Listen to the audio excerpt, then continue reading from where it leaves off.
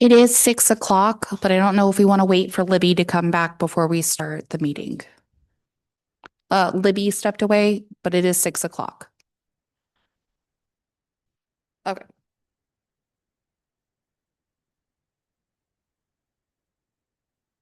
Looking forward to it.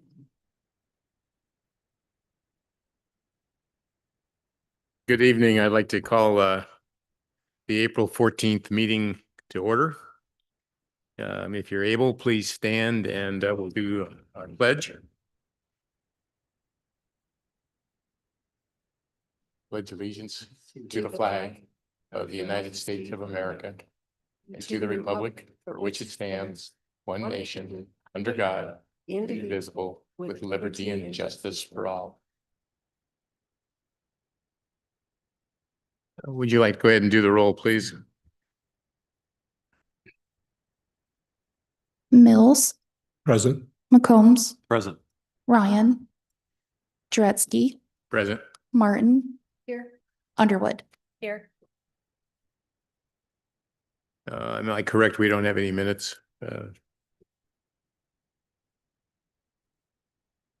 Oh, okay. Any comments or questions about the minutes? Dr. Martin. Just on the roll call, under roll call, March 10th, it says Chairperson Linda Martin called the meeting to order. I don't think I was chair at that time. Any other comments or questions about those minutes? Can we accept them with one correction needed? Yep. Anybody like to make a motion to accept the minutes? Mr. Chairman, so moved. Do we have a second? Second. All right. All in favor, say aye. Aye. Aye. All opposed by the same sign. The minutes are accepted. Time for public comments. If you would like to step up to the microphone, state your name and what community you live in, and we'd love to hear from you. Not everybody at one time.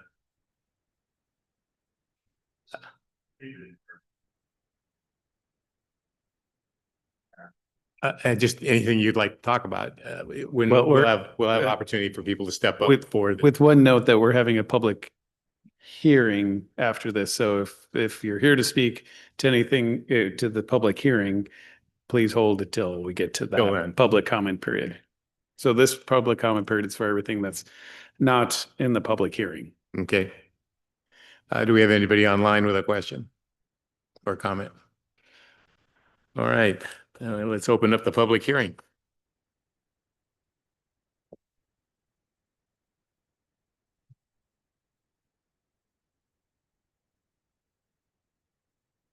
All right. Good evening, Mr. Chair and the rest of the planning commissioners and members of the audience.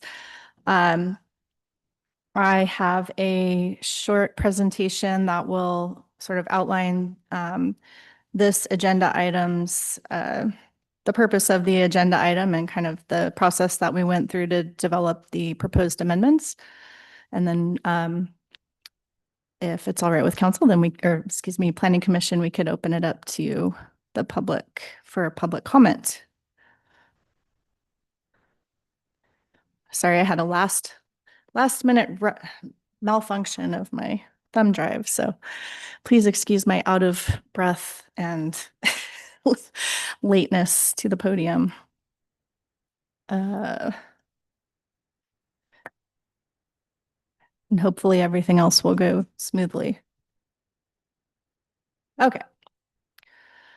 So this first agenda item is some proposed amendments addressing vehicle and boat sales and repair in the Anacortes Municipal Code. The proposed order of events this evening is that, as I just mentioned, staff would give a brief briefing on the proposed amendments. Then we could hold the public hearing, And ultimately, staff is requesting Planning Commission deliberation and potentially a recommendation to City Council on the proposed amendments.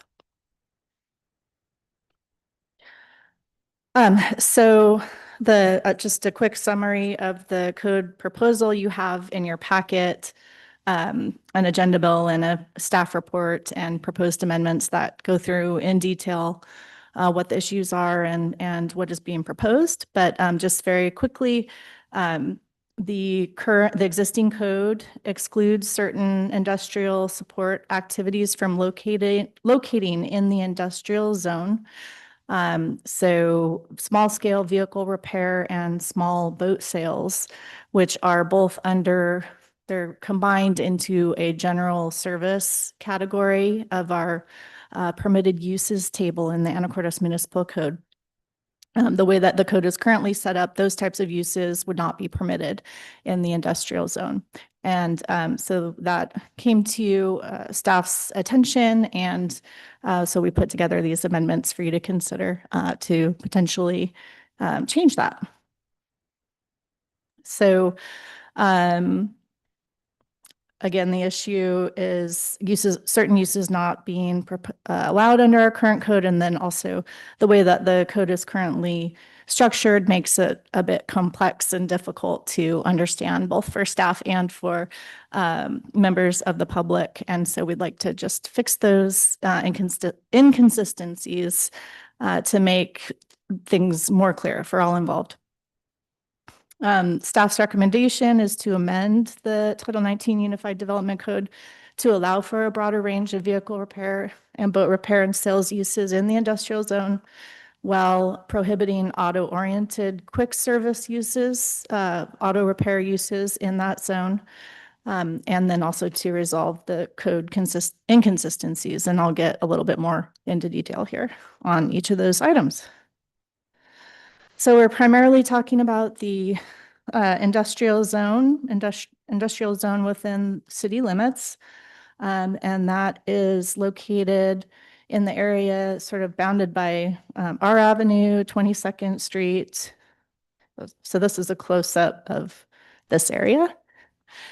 So R Avenue to the west, 22nd Street to the north, approximately T Avenue, and then Fidalgo Bay to the east, and approximately 34th Street to the south. And so that pink area is our industrial zone. Prior to a major code reorganization and rewrite that occurred in 2019, repair uses were a permitted use within the industrial zone. And I just took a little excerpt out of the code from that period of time before 2019 to show how that was set up under permitted uses. We used to have a Title 17 where all of these things were. And you can see that permitted uses in the industrial zone included any industrial research and development, office, repair, warehousing, processing, shipping terminal, and it goes on. So pretty broad allowances for different types of repair, and didn't specify, vehicle or boat or anything like that. And so, there are uses that have located or that did locate in that zone under this older code, these code provisions. Staff does not think that the reorganization and rewrite in 2019 intended to exclude certain vehicle repair and boat repair from this zone. And so that's part of the reason we're bringing these amendments forward. So this shows our current code, our table of permitted uses in the mixed use and industrial zones. So across the top, all of the mixed use and industrial zones, and then this is just an excerpt of some of the principal uses that are listed. You can see under the industrial zone column here, the general service category is blank under the I zone. So that typically means not permitted. So any sort of general service use that is not heavy service or public safety facility would not be permitted in industrial zone under our current code. So that's the way we read that right now. I can't get this microphone right. All right.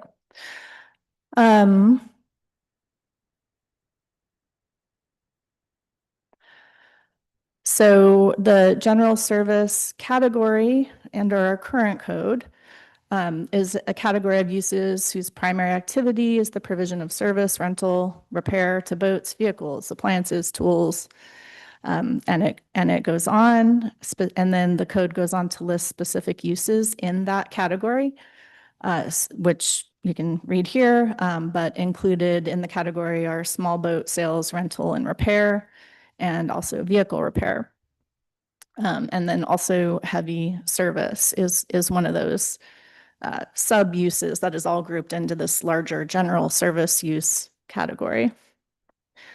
And the definition of heavy service is important because it actually changes how a general service use is classified and whether it is permitted in a particular zone or not. So if a particular general service use has any exterior service activities or exterior storage areas that are larger than 15,000 gross square feet or occupying an area larger than the size of the use's principal building, then that type of use is now classified as a heavy service use. And you would need to go to this category here to see if it's a permitted use in the particular zone. Does that make sense to everybody? It's a little bit confusing, but that's what we're dealing with right now and trying to make it a little more simple. So in order to address this particular issue, staff included some proposed amendments in attachment A to the staff report in your packet. I just took some screenshots from that, but essentially what the amendments would do is to unbundle the vehicle repair and boat repair from the overall general service category and list them out separately within this permitted use table so that it's more clear that those types of uses are permitted in these particular zones. And we also made it clear that these uses are permitted in the industrial zone by adding a P here.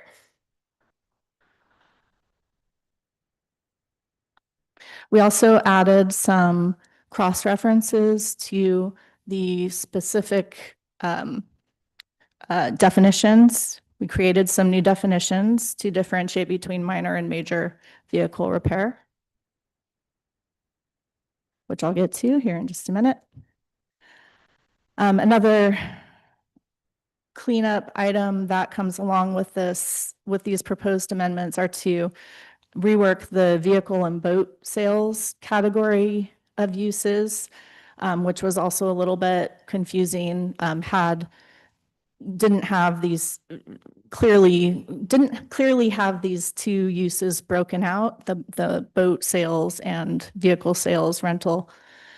And so it made it hard to understand where these types of uses were permitted. So we created a separate subcategory under vehicle and boat sales for vehicle sales and rental.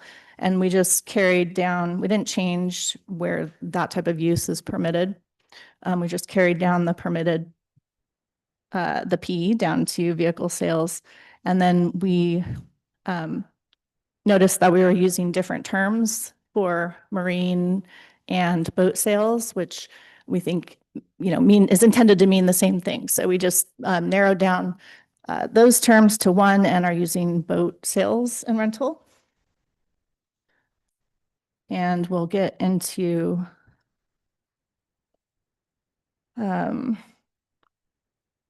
these specific changes here.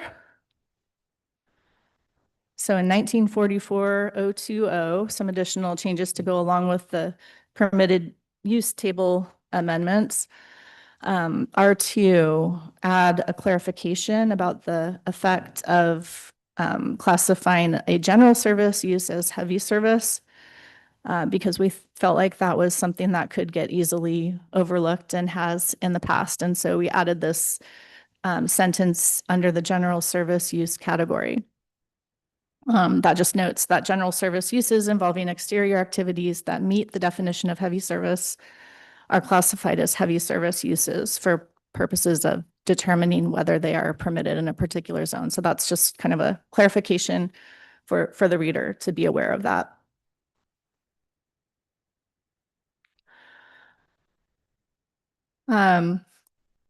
We also are looking at cleaning up the list of the different general service uses by separating out small. Right now, the subtype is small boat sales, rental, and repair. And since we already had a marine, vehicle sales and repair, we felt that it made sense to move the boat sales down into that category instead of having it sort of hidden here under the general services. So this change basically leaves small boat repair as a permitted use in that general services category. And, excuse me.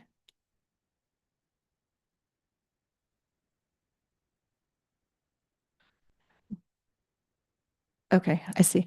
So, and then we took we added a definition. So we said small boat repair and added the definition that is basically comprised of this information in parentheses here. So it's basically small boats are defined as boats that are capable of being transported on public roadways as a standard load without a special permit. So that's, we had to do a little bit of research to figure out why those dimensions were included in the code. The 40 feet, 8.5 feet wide and 14 feet tall. We weren't really sure why those were the dimensions. So we finally figured out that that size of boat and less is something that you can get on like a standard boat trailer and move it around without having to have like a heavy haul permit or special trailer. So we thought it might be useful to include that information in the definition too for future planners who have that same question. So this continues on in the general service category. We've created a new definition and subtypes for vehicle repair. So under vehicle repair,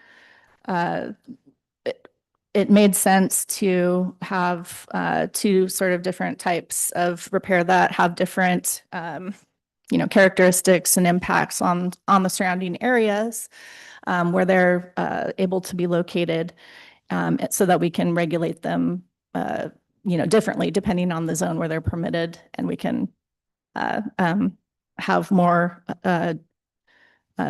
detail and in where those are located. So minor vehicle repair and major vehicle repair are the new terms that were developed to describe the two different types of uses. The minor vehicle repair is like your oil change, your quick service oil change, filter replacements, pretty auto intensive, quick turnaround, the types of uses that are typically more appropriate for commercial areas and not, heavier industrial areas where you don't want to have a continuous stream of traffic coming through. And then major vehicle repair is basically everything else. So extensive mechanical, structural, or body related repair or reconditioning of motor vehicles. In order to prohibit the quick minor vehicle repair type uses, we added a zone specific standard for the industrial zone that just says that minor vehicle repair that's engaged in the rapid routine services such as oil changes, et cetera, is not a permitted use in the industrial zone.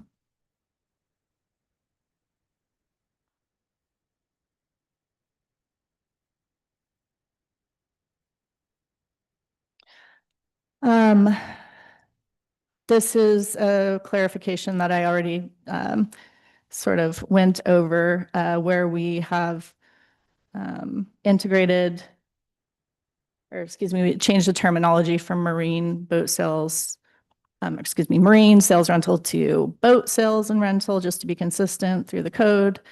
And then right now there is a zone specific restriction on boat sales in the CBD zone that only small boats may be sold within that designation. So this little sentence here just achieves that zone specific restriction.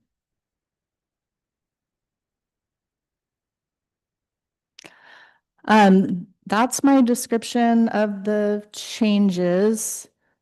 As far as procedure, what has happened so far on these proposed amendments is that the planning department released the proposed draft on March 25th.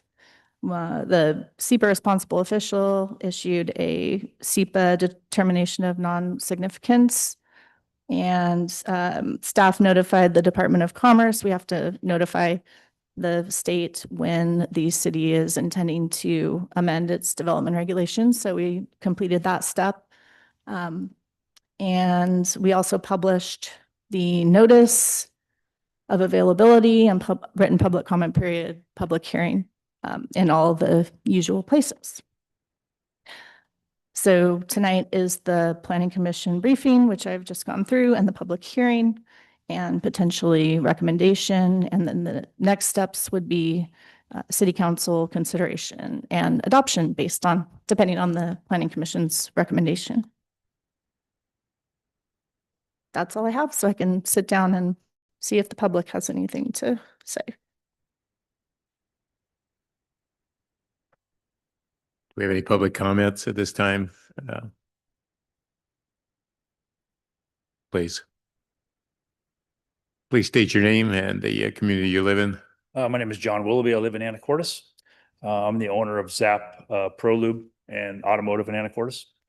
I guess what I was here primarily to potentially provide any additional questions that you might have about my expertise and what we do in our field. That some of the unique challenges we have with the properties that are located primarily Commercial Avenue on the island, as we're permitted to operate at this point. I mean, even some of the rural areas that are industrial in the county are still governed by the industrial zone of Anacortes. So technically, if you're even on the outskirts of town, you still wouldn't have, under the current zoning, the permission to work in some areas where it would seem logical that sort of activity would be. So it really, for us, what we run into is, so let's say your car needs an engine. And after post-COVID, things are not as readily available as they were before. Like if you need an engine on some of these cars, we wait 6 weeks, 12 weeks, 14 weeks. So you can imagine that in the small spaces that you occupy on the Commercial Avenue area, there's nowhere to store that car when that's going on. So that's just a small example of some of the challenges we run into with spaces on the commercial corridor. It's very difficult to find a space large enough to do the type of work that we do. And in our business, we are part of the small repair. That's one aspect of our business where we do 40 to 50 cars a day. That obviously, would greatly impact traffic in those areas. So I can understand, because I've been down there. I have a boater, and so I understand with the large boats that they move around down that area, that wouldn't be ideal. But we do a lot of engine repair, and there's a lot of us that do that. You'll do engines, transmission repair. We do boat repair. We do machine work. We do rebuild boat trailers. A lot of, takes up a lot of space. There's really nowhere in town to take a motorhome. If you have a motorhome that needs repair, there's no property really large enough to get that vehicle in and actually work on it in town. Not reasonably anyway. It's pretty difficult. There's a couple places that are fortunate to be in the industrial zone now that have large enough facilities that can do that, but it's limited. So I was here primarily just to provide any questions anybody might have, and maybe that's not appropriate, but I thought I would be here to potentially lend any sort of input to that situation. So if there's not, that's all I would have to say about it. Well, we appreciate you even making that offer. No problem. Any questions or comments from my co-planning commission members? Since we do have some expertise, we have staff and we have expertise in the audience tonight. Mr. McCombs. Mr. Chairman, so these changes would allow businesses to make those types of repairs they're currently not zoned for in the industrial, but they'd be able to do that now in the industrial area. Is that correct? One more time on the question, I'm sorry. The proposed changes would allow you to make those types of repairs, like an engine change or trailer repairs in the industrial zone now. The way I understand it, yes, we'd be allocated to be permitted to be in those zones. Now, the small, quick, like my oil change business, no, Right. they're exclusively removing that portion because of the traffic impact in those areas. So the stuff we're doing, like the boat trailers, engine repairs, diesel engine repairs, machine work, welding, exhaust work, any of that stuff would be done in those areas. And technically, the way it's written currently, the ordinance is written, that you would not be able to do that. We are not able to do that right now in any capacity, not by the zoning. Just for an example, like I have 2 buildings in town just to run my business. I have a property on 12th Street that I rent to do my major mechanical work. And then I've got the Quick Lube business on 23rd Street that we run both mechanical business out of and the Quick Lube out of there. So really a challenge to maintain. It's a very difficult thing to do, and to find space large enough to do what we're doing. That's, at least from my perspective, that's one of the great hurdles that I'm encountering. Any other comments or questions? Mr. Chair. Dr. Martin, So we're going to close the public hearing and then have a conversation with staff and ourselves? and ourselves. Yes. Okay. Okay. Thank you. Thanks a lot. All right, we'll close the meeting, public meeting, and we'll allow planning commission members to discuss, ask questions, and ask the staff questions.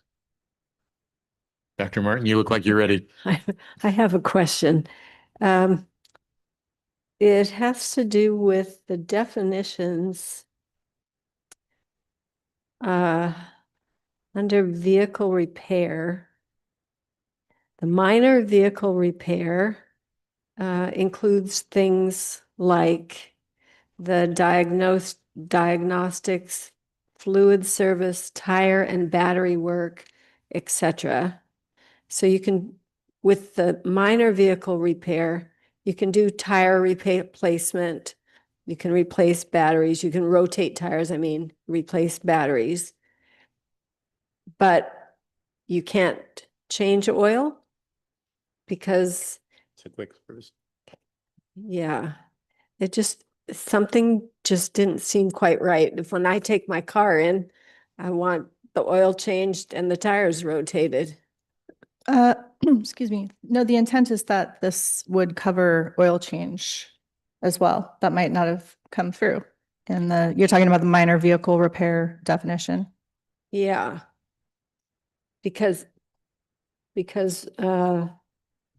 we're not allowing an oil change place, or we're not recommending an oil change place in the industrial zone, right?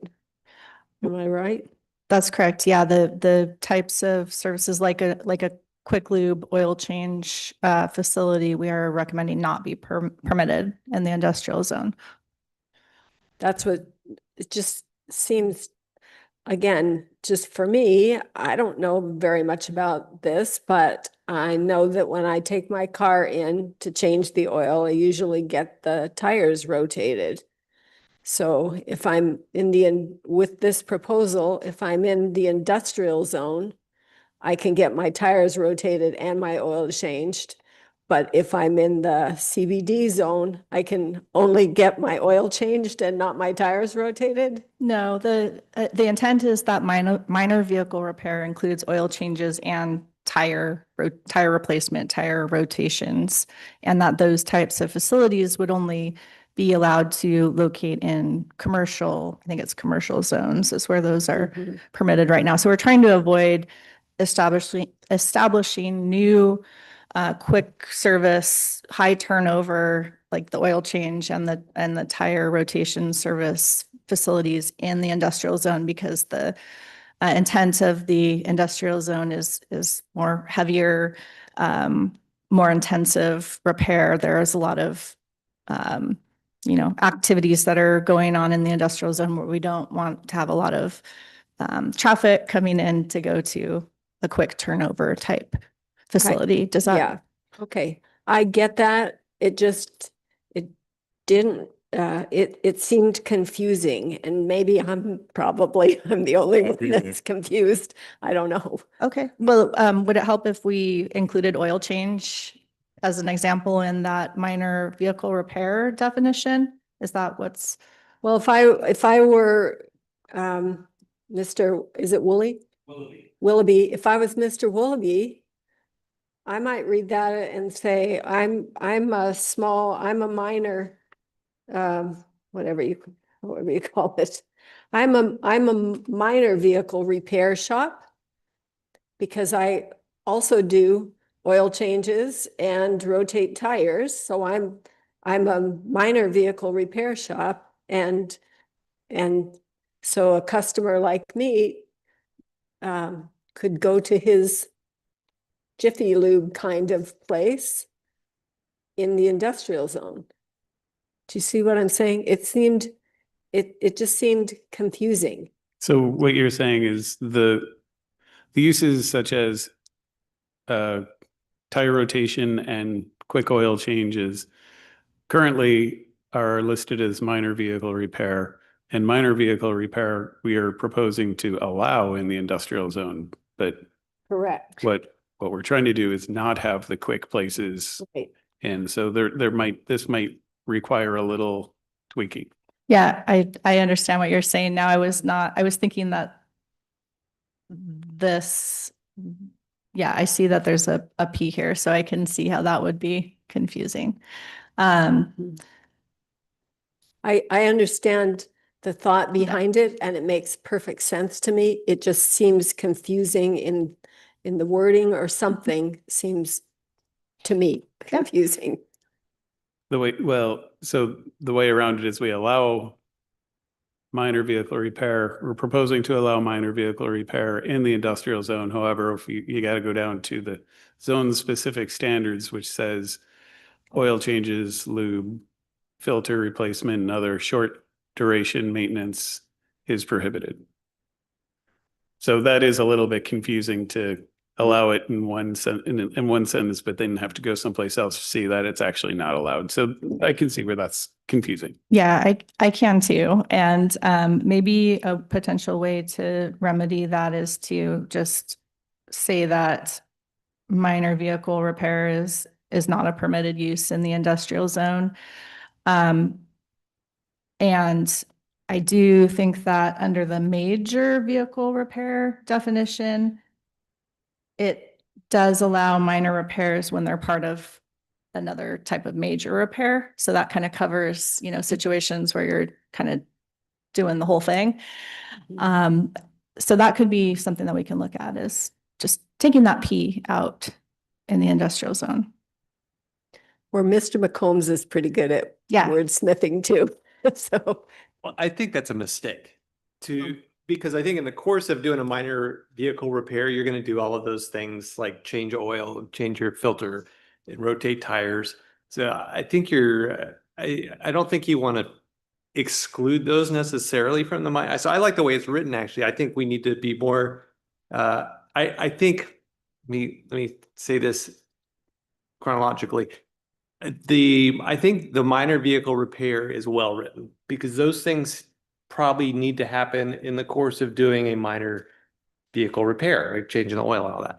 But I think where you need to probably focus is the high turnover, high customer turnover vehicle repair, I think needs to be spelled out that that's not allowed because of I think that makes sense. It's not allowed because of the high customer turnover, but I think you need to I think that's where you need to make the distinction in terms of the definition so that you're not excluding something that you probably want those things happening in the industrial zone and not in your commercial zone, in my opinion.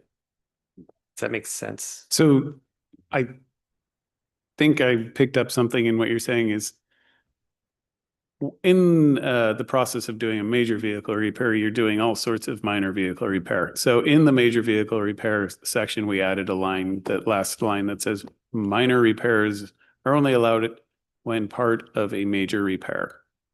So does that address what you were trying to get at? No, because then you're saying, hey, you can only rotate your tires if you're gonna do some body work on your car, right? But I may send my car to the minor repair all day and I'm not pulling the engine. But I may have so many minor repairs that I'm doing, changing all of the fluids, just flushing the radiator, changing the back me up, changing the catalytic converter, or I have to put a new muffler on there. And those things are minor vehicle repairs that are probably, your car may be in there all day and it's not high customer turnover. So you're not getting the congestion that you're trying to avoid in the industrial area. But so I don't think you want to exclude those things, but I think you need to write that. I think what you like in that section B where you have minor repairs are only allowed when part of a major repair. I would say that the work that you're doing in terms of the where you talk about where's the high customer turnover where you're talking about oil change, lubrication, filter replacement, tire rotations should only be done when part of a minor vehicle repair, if that makes sense. I think you could add that to the end of the part A, and now you don't have the Jiffy Lube, Zap Lube type setup where customers are rolling in and out every 20 minutes, but you're still allowing those functions to happen as part of a vehicle repair. So yeah, I mean, it brings up a lot of questions. Is a muffler shop where it might take them a little while, it's not high turnover, You're talking several hours probably, right? but that's a really good question. Is that something that should be allowed in the industrial zone, or do we want to continue to keep those types of uses in the commercial zone where because there's still, a fair amount of turnover on that versus, dropping off a vehicle and picking it up the next day for sure when you're having a major repair done, your transmission being fixed. And they might be done at the end of the day, might be a day and a half. So where do we draw that line? Say minor vehicle repairs, anything you're not going to do in your own driveway. Like, yeah, most folks aren't going to do a muffler in their own driveway, but I can easily do a oil change in my own driveway, right? So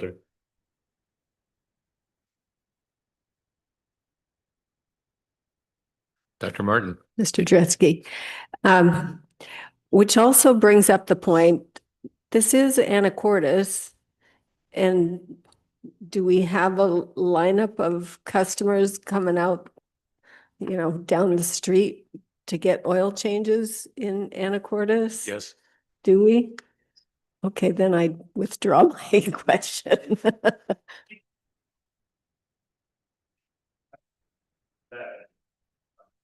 Both game business, that is both attract 50, 60 people a day at each.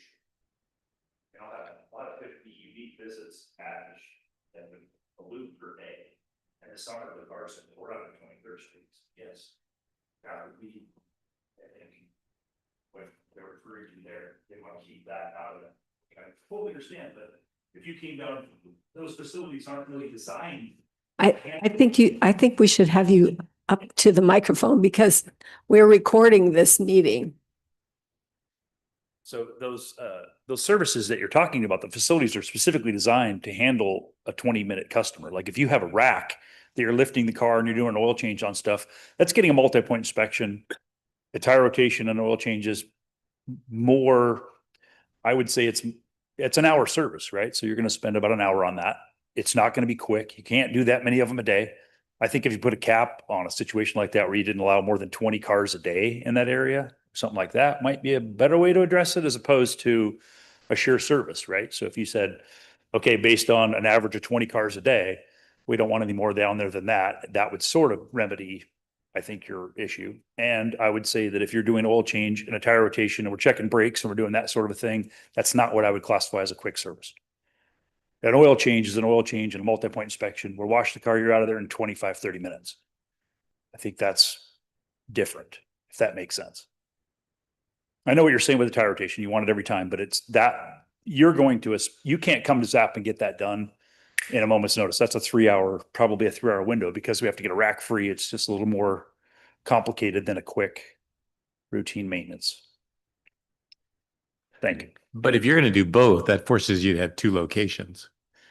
I don't want to do oil changes down there. That would be a cumbersome and a hassle. And the men that are there and the women that are there be too expensive to have them do those services. So frankly, But if you want to do any more serious repairs, the ones that take longer, they're going to be going to the industrial area, correct? that's right. That's Right, where I'm going to direct so that everybody. forces you to have two locations. I will have two locations anyway, because my building that I'm on 23rd Street is designed to do the quick loop. To reduplicate that and rebuild that down there I have no interest in that. I have really well established work, just for my own personal, like where I'm established, I'm in a good spot. I got two locations. I drop people off Commercial Avenue. It turns them to my mechanic shop. So for me, the mechanic shop could be anywhere. It doesn't need to be, frontage, because I have frontage and a great clientele of people. So for me, it's more, where do we get this big mechanical work done? Where can we do motorhomes? Where can I do the engine repair in an area where I have enough space to do what we need to do? That's sort of the challenge. Okay. So you're totally resigned to the fact that if you want to do both, you're going to be in two locations. Correct. If I'm going to be doing lubes, it's going to be up there. And when lubes stop, which it's someday, I guess with electric cars, that's a very good potential. I mean, it's very possible that this is a 10, 15-year window and then that changes. So looking at the future, tires, I think, would be that's a lot of people that draws from tires too. I mean, you have if you look at Les Schwab, you'll go in there in the summertime, there's going to be 35 cars in their parking lot and people roaming around looking to get tires fixed and stuff. So that would be an example of where that would be probably not a great place to put a store like that. But when you're doing the diagnostic work, for instance, that can be really complex. That can be really time consuming, multiple days, waiting on modules, waiting on computers. There's a lot of time, spent trying to pin those down. So that part probably is not a small service. That's probably more larger, long-term storage, long-term repair and high skill level. So the quick stuff is like the radiator flush, the oil change, the things like that, I think are what they're concerned with is the volume of people. So I think if you look at the other shops down there, they're long-term repair facilities. You're in there, their average repairs are probably 3.5 to 5 hours per car. That's what I think you'd look at that. And I would think we're going to be in the same position. We're still going to do oil change, but you're there for other things. I mean, like I said, frankly, I would rather you go back actually to my other shop, get the oil change, and then come down to the main shop and get the mechanic work done, because the employees are really expensive. You can't have them doing those sorts of services. It's just not, it financially doesn't work. So ideally they're going where the quick lube guys are. They're getting that work done in those facilities, and eliminating the traffic. Thank you. You bet. Do we define, does not include prolonged outdoor storage? At what point does waiting for parts? And I hear stories about people waiting a month to get parts sent from out of the country, waiting for a factory in Japan to send some part for a Toyota. I've been there, so I know that's possible. So what's the definition of a prolonged outdoor storage? Waiting for the shop to be able to actually do the work you want them to do. Well, we don't have that defined. We don't define it? Okay. Where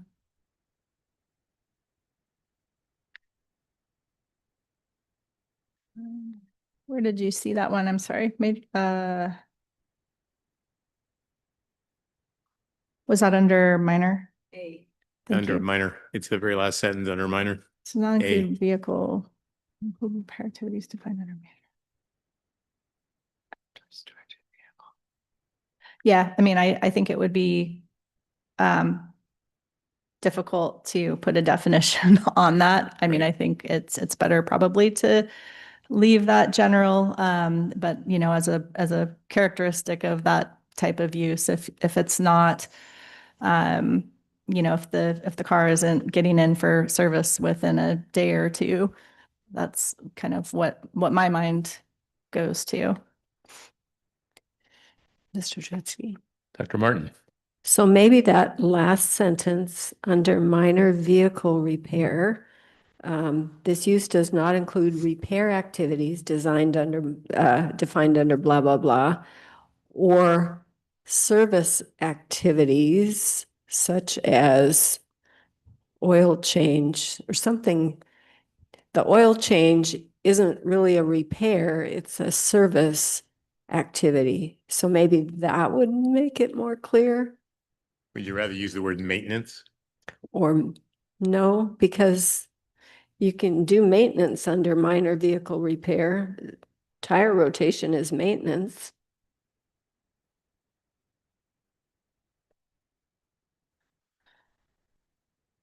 I don't know, just a thought to maybe put the word of service, where you're servicing a vehicle is not what we want under the vehicle repair section.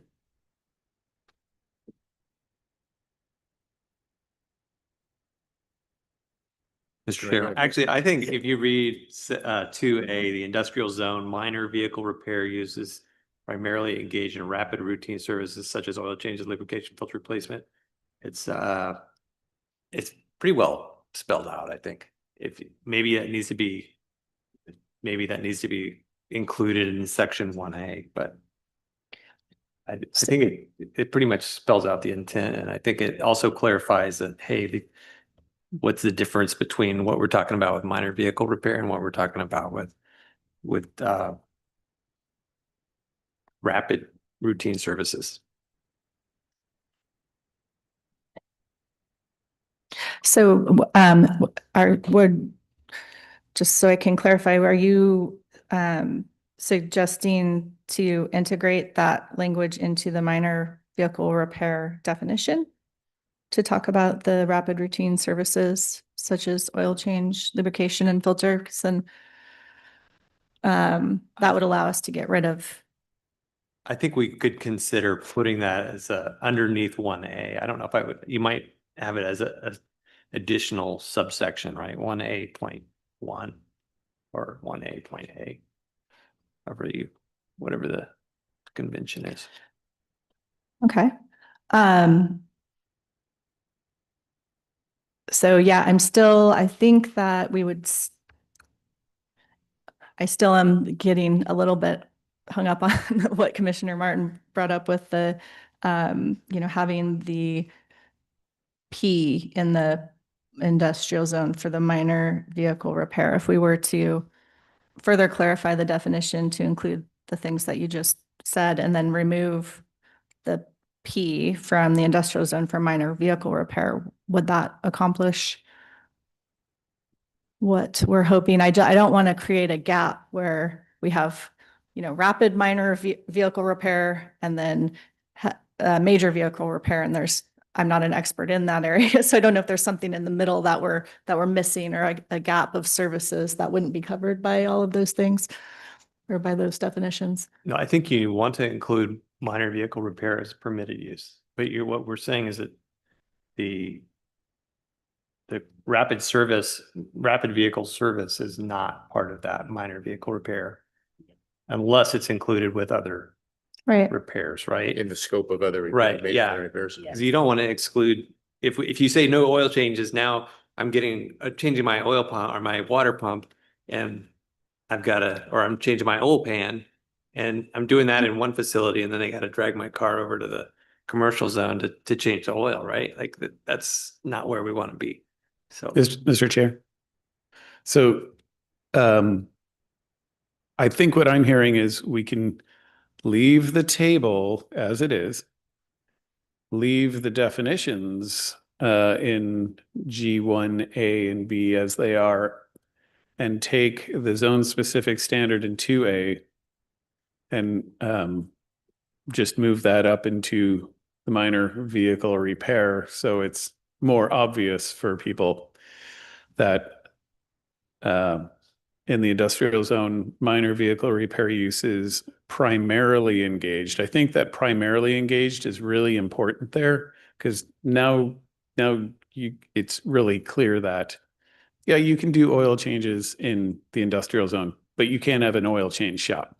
I might also add tire repair and replacement to that, so we don't want a Les Schwab down there.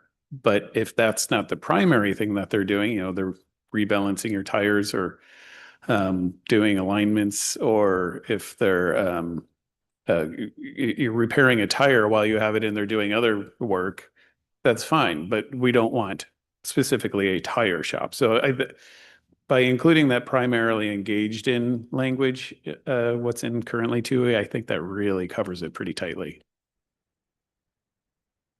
Mr. Chair, Yes, ma'am. are there other zone-specific standards that we're having to take into consideration, or is that the only one for this? Oh, that is the only one for vehicle repair.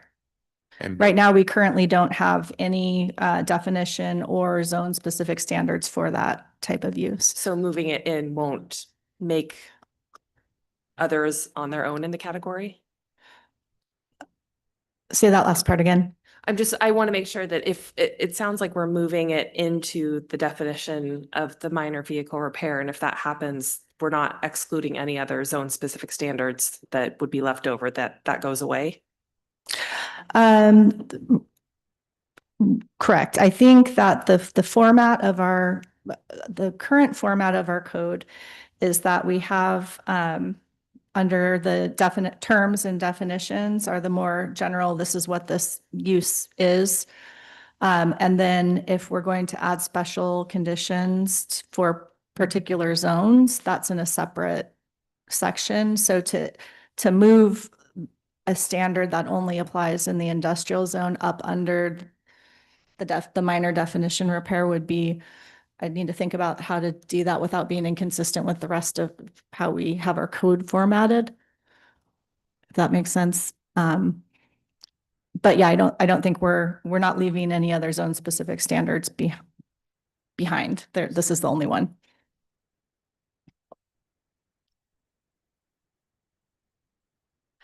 And also just noting that, let's see. We're only keeping, so under general service right now, all vehicle repairs is permitted. So it's already permitted in CBD, commercial marine mixed use, CM2, commercial marine and LM. It's just the only zone that it's not permitted in is the industrial zone. I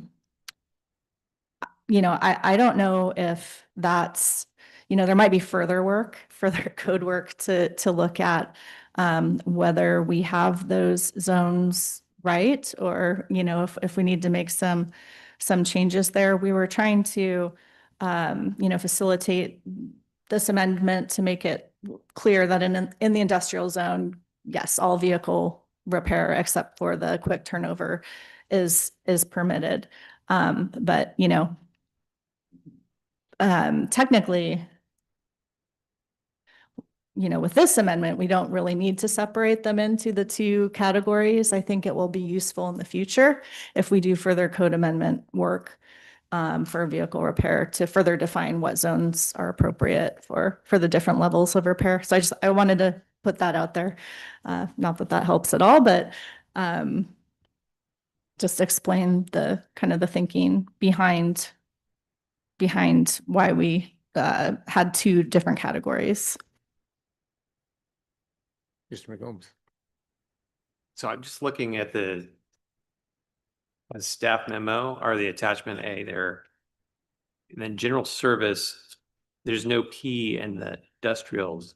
That's part of the proposal, right? Is it Yeah. general, So currently, or is that's us? These are all, that's a, I guess, these are all subheaded under there. yeah, Okay. it gets confusing. So right now they're all, grouped in under the general service use. And so not permitted in the industrial zone. So we're trying to clarify that those, by splitting them out under general service, we're saying general service is not permitted in the industrial zone, except for all of these uses are permitted. Okay. So the structure of the code makes it a little bit difficult to easily accomplish that, but Libby, would you go to the next slide? Maybe the one after that then. Okay. Okay, there, yeah. So you see G, vehicular repair. G should be underlined too, because right now there is no G in 1944-020. So that G should be blue and underlined. That is new. So everything under G is new. yes. Including the number 2 down there, which is zone specific standards. So we could just, like, if we're not affecting the code if we get rid of that number 2 there and move the 2A part up into minor vehicle repair, it doesn't throw off the rest of the code. You were asking that question earlier. Thank you. Yeah, thanks. It looks like that is underlined very faintly. I'm not sure why it came out like that, but under the zone specific standards, that is new. And actually, this is in 020, right? This is in, yes, under general service category. And so under that F there should also be capitalized by small boat repair, or not capitalized, blue and underlined. I don't know how to accomplish that, but Yeah, yes. I'm just getting that out in the record so that the commissioners understand that those are new sections and we're Yes. not deleting anything that was there before. Yeah, and these little explainer boxes are, also trying to point out where things are changed and the rationale for changing them, but probably could have done a better job saying that this is a completely new section. Yeah, those blue boxes do not appear in the code when we're done. Yep.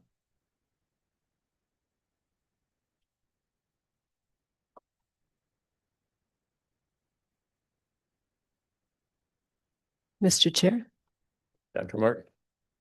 I move that we approve the proposed changes, amendments to this code as discussed, with the one minor structural change proposed by Mr. Coleman, and that we recommend that we move that forward to the city council.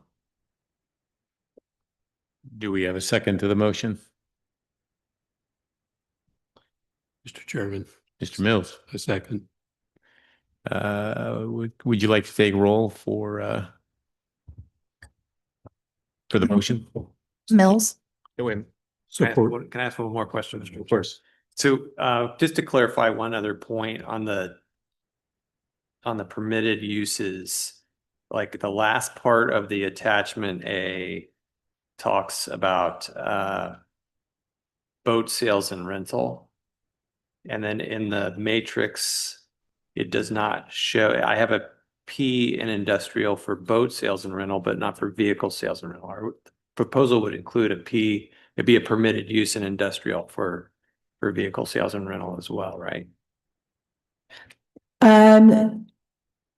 No, it would not as a part- primary use. So that's not part of the proposal. That's not part of the proposal. The vehicle sales and rental could be an accessory use to a primary major vehicle repair use. But if we added a P there, then that would allow a primary, like a car dealership. Okay, so that's That's not the primary use. intent. Right. And then, but a boat sales and rental is permitted then.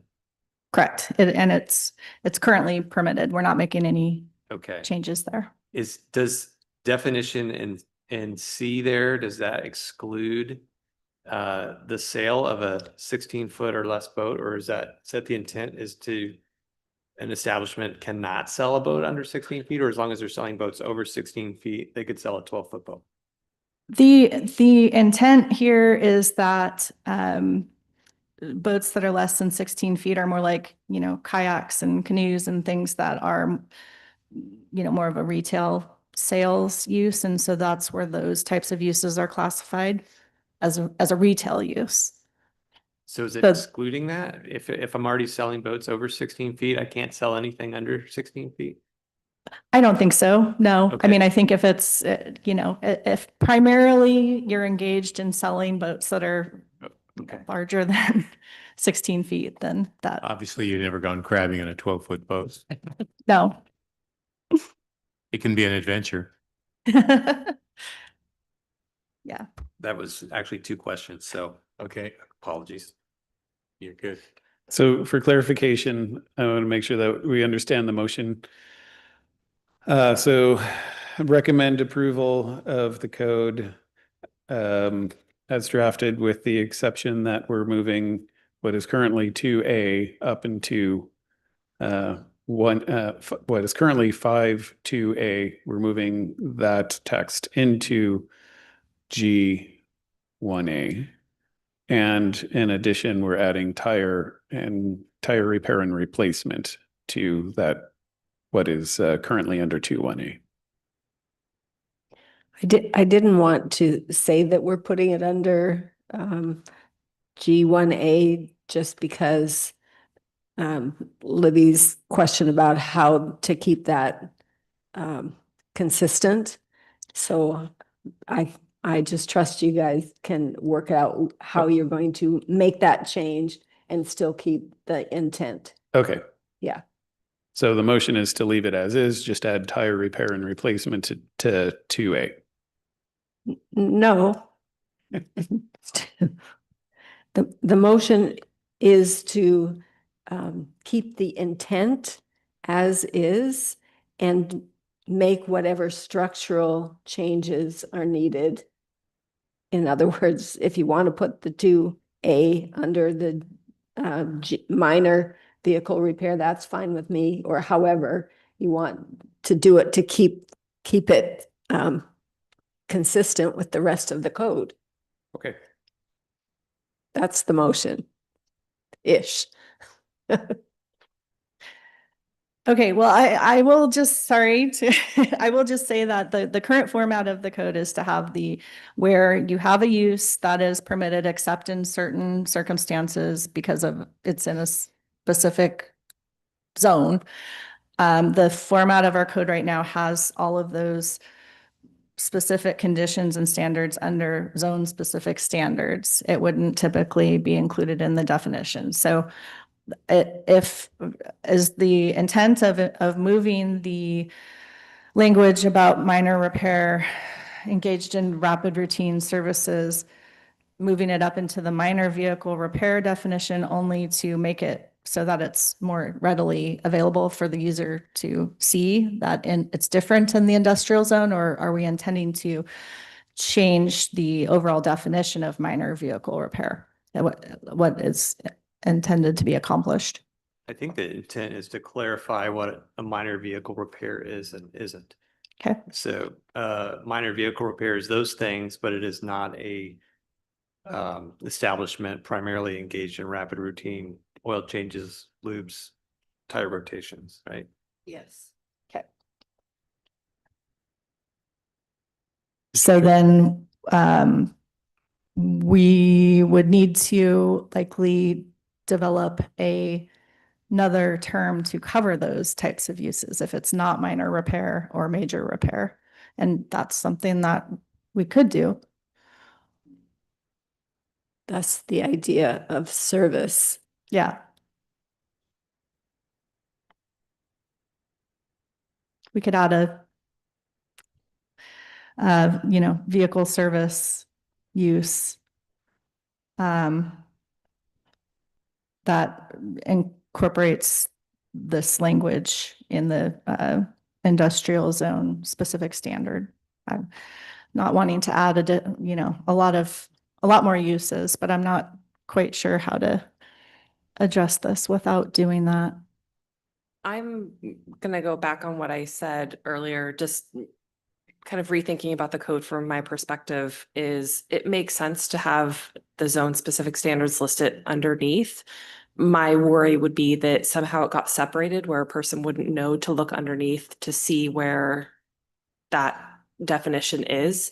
And I'm not sure, I think the intent is to try and get that language into the upper definition, but I understand that it's the intent of the use in the zone, not the definition that we're trying to change. Is that my understanding?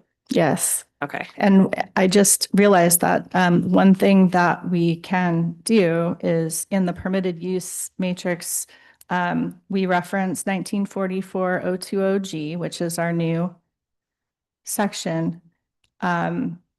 But we could also, or we should reference 44020G2 here. In the cross-reference, we would typically have like a little X or a little notation that says, hey, there's something special about this particular one that you need to read about. So we could do that to make it more clear. We should have done that. To me, that solves that just because Okay. you're now cross-referencing it. Would that X be in both minor vehicle repair and major vehicle repair? No, it would just be under minor vehicle repair. Okay. So we would add an X, superscript X here after the P under the industrial zone and add a reference to 1944, or add the superscript X here with the reference to 1944 020G2A. So that would lead you to, here's the standards in the industrial zone. That works for me. Mr. Chairman, Mr. Mills.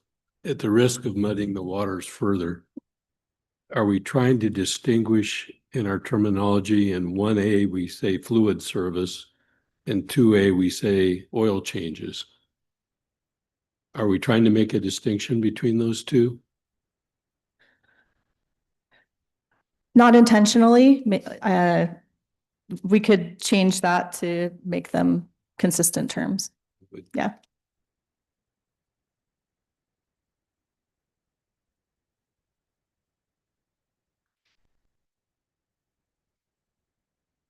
We have a motion on the table. Shall we take the roll? Motion and a second. You should restate it. I'm sorry. Good for you. Restate it. Yeah, maybe we'll have Dr. Martin restate it. Motion. Okay, I recommend that we move forward to the city council the proposed amendments to the vehicle repair and sales as presented, with, again, a minor structural change to, in this case now, to the table.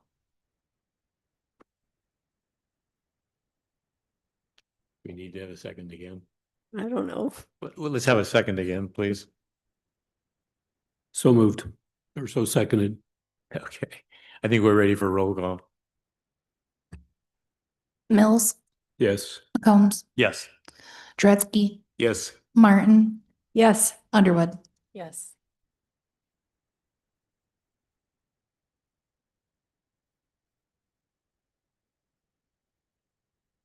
Great, thank you. All right, moving right along. Yeah.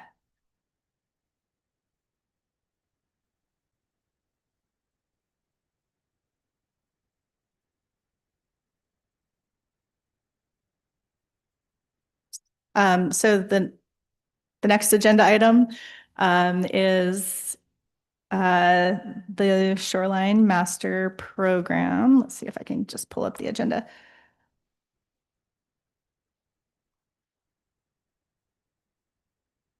Okay.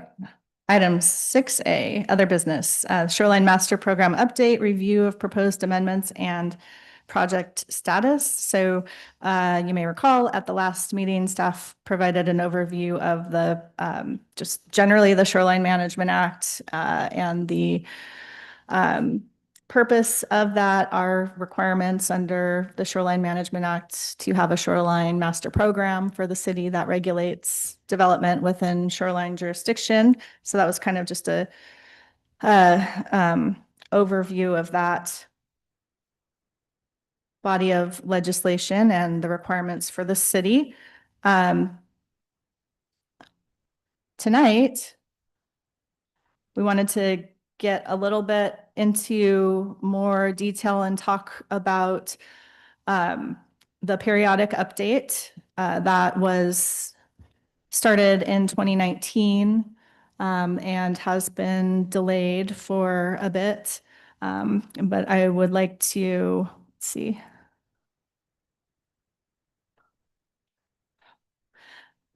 All right, here's the purpose. To provide a status update of the Shoreline Master Program periodic update. So the one that was begun in 2019 and still continues. Adoption has been delayed. We'll summarize the work that's been completed to date as part of that process and do an overview of what the actual proposed amendments are within the last public draft that was released in 2022. And then talk briefly about the next steps in the update process. So just quick recap that the Shoreline Master Program is required by the Shoreline Management Act, which is a state law. The Anacortes SMP must be reviewed and updated at least every 10 years. The purpose of that review and update is to ensure that our plan is consistent with state law, changes in guidance in state law, and also looking at changed local conditions, priorities, new and improved data or information, and changes in city regulations and plans. Just looking at kind of the overall plans and regulations of the city and making sure that the Shoreline Master Program is consistent with all of the changes that have occurred since the last update, which was in 2010.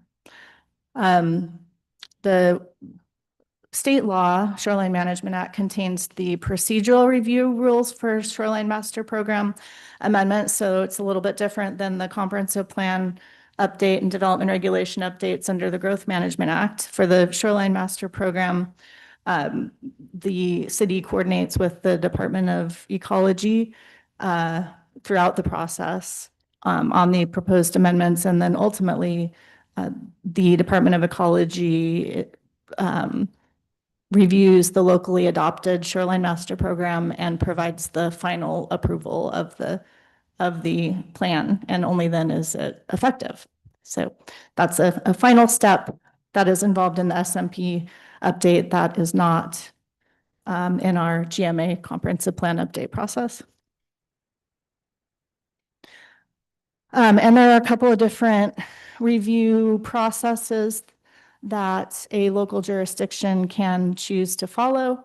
In 2019, when we initially began the periodic update of the SMP, the city followed the joint review process that's provided for in the statute that allows sort of a concurrent review by local jurisdiction and ecology, so that we're doing a joint public comment period and a joint public hearing with Planning Commission and the Department of Ecology, whereas the other option is to go through the full local process, adoption process.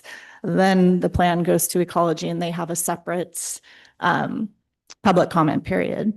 So it's can be a little bit longer process. But the city chose to do the joint process as part of the most recent work on the SMP update. Substantial progress was made toward completing the periodic update from 2019 to 2022.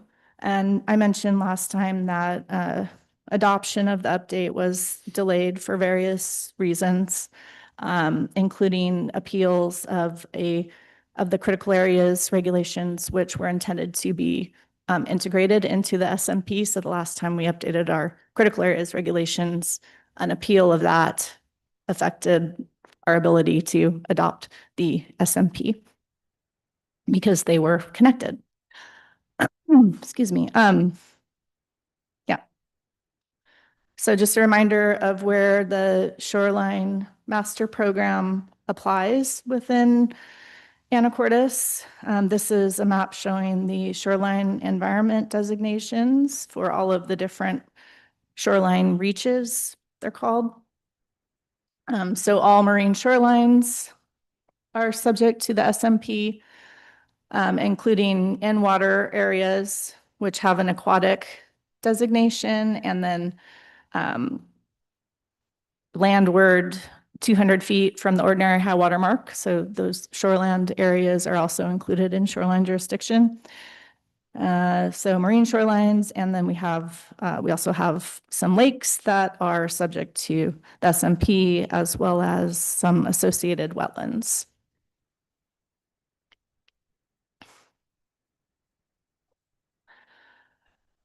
So just to summarize some of the work that has been completed between the period of 2019 and 2022, there was significant public outreach that occurred, consistent with the public participation plan that was adopted to help us engage the public throughout the process.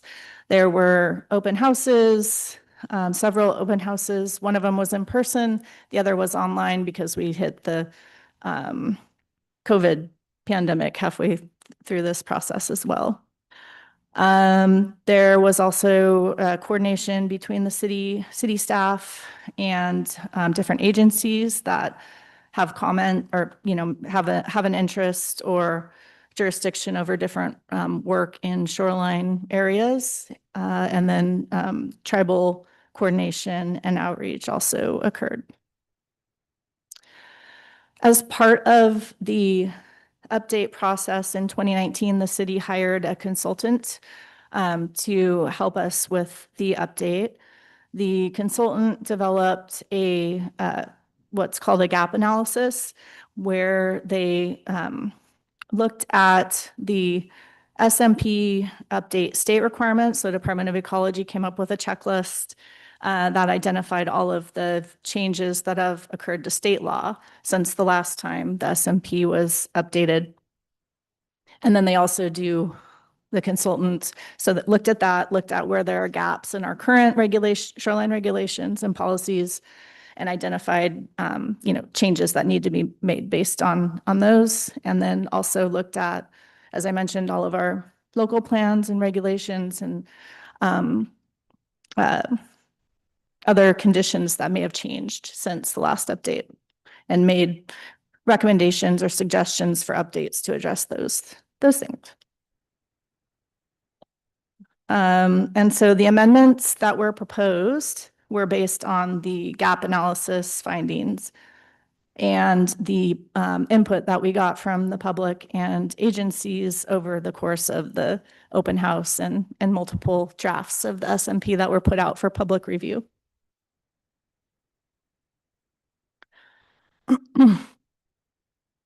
Oh, and I already talked about that, public and agency input. So the city staff did coordinate with the Department of Ecology through the joint review process and submitted the second draft of the proposed updates to Ecology for what's called an initial determination. So the Department of Ecology takes a look at the record that's been developed, the public comments, the city's responses, the proposed amendments, and makes an initial determination on whether the proposal complies with the Shoreline Management Act and Ecology Guidance for the update. And Ecology did issue an initial determination back in 2021. I won't go through this in detail, but this is just to kind of put some dates to all of the items that I just talked about. In case you're interested, you can go back and take a look at all of the work that has occurred on the update.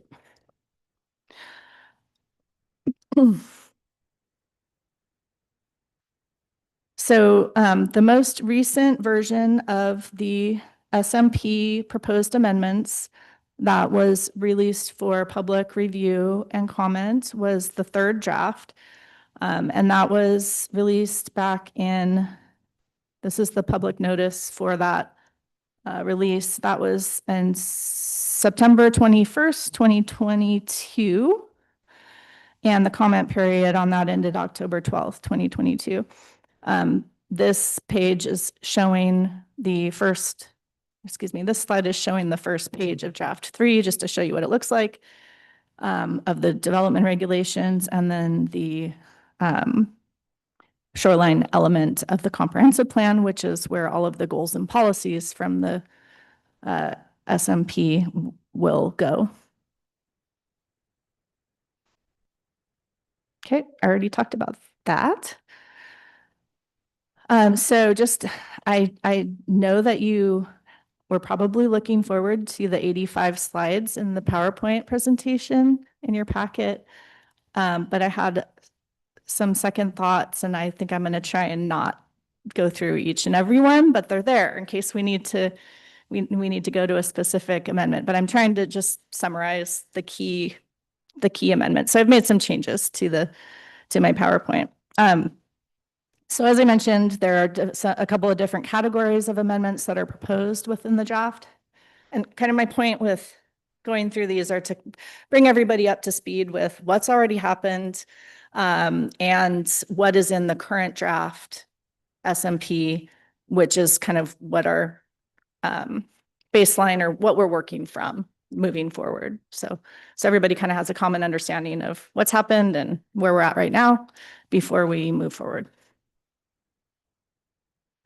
So the types of amendments that are proposed within the draft include a structural reorganization of the goals and policies and the regulations that are within the SMP, and I'll get a little more detailed with that in a minute. They address consistency with state law, other issues for consideration, and integration of critical areas regulations. So all of these items are addressed in the gap analysis that I mentioned already, that our consultant prepared back in 2020. They were called the Watershed Company back then. They have a different name now. But that document is available on our website and kind of goes through, here's all of the changes to state law. Here's where the SMP has some gaps. Here's what the change needs to be to adjust and be consistent with state law. And then also, as I mentioned, identifying other areas for consideration to just make improvements to administration of the SMP, clarifications and other things like that. So the first big change that you'll see with the draft is that it proposes to move from a standalone shoreline master program document, which is one big PDF that lives on the website, and it includes all the information about the Shoreline Management Act. It includes all of the goals and policies for the different elements, and it includes the development regulations for all of the different elements. So with this update, we propose to reorganize the goals and policies from the standalone document into a new element within the comprehensive plan.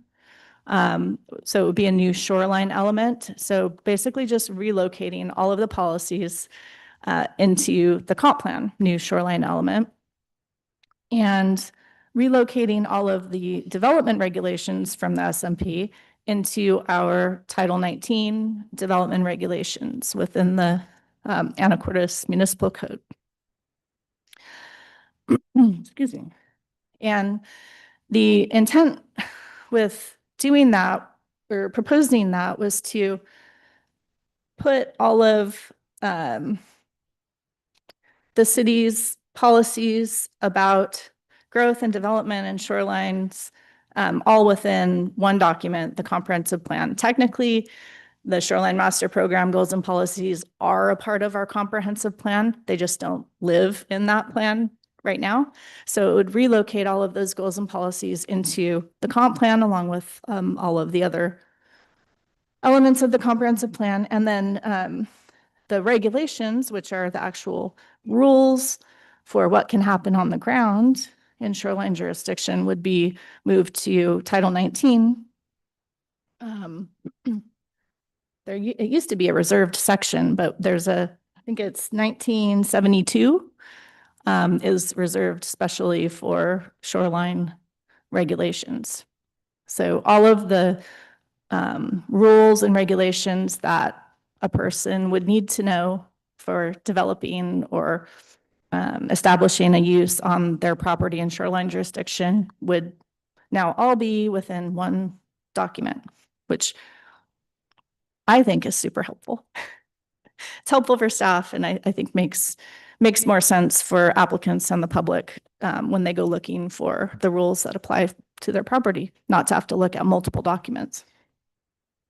And that reorganization is consistent with the Regulatory Reform Act that the legislature adopted way back in 1995. And this is just a graph from, or a illustration from the Shoreline Master Program Handbook that the Department of Ecology puts out, just showing that SMPs are part of the local comprehensive plan and development regulations. So this will just facilitate that integration further and make it easier for property owners, public, and staff to use.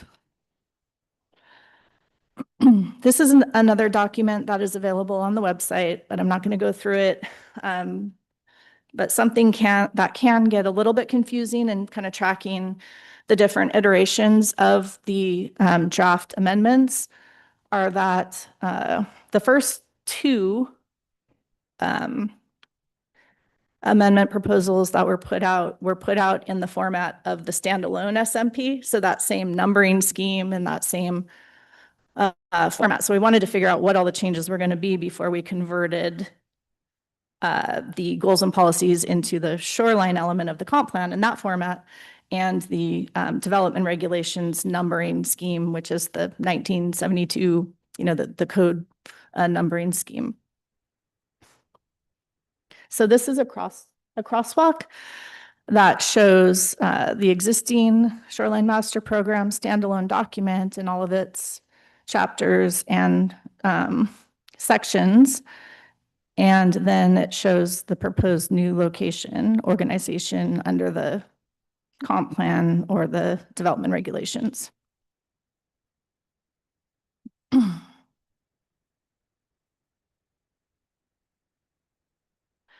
So that's kind of the major structural reorganization. Are there any questions about that?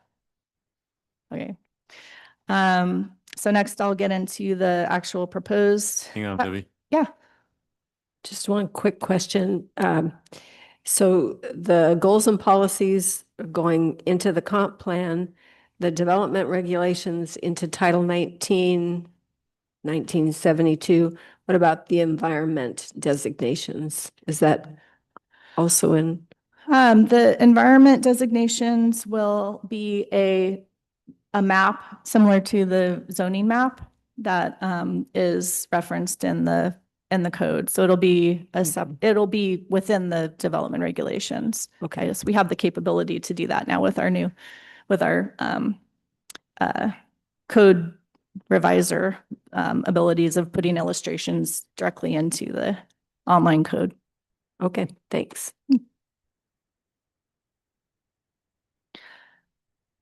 So the proposed amendments to the goals, policies, and regulations. So again, The gap analysis goes through all of these in detail. You can look at the third draft of the SMP, the full document update, and you'll find the regular format that we use with strike through underline showing what the changes are. It's in the new format with the new code numbering system, and but it's the same text and content, so you can track what's proposed to be changed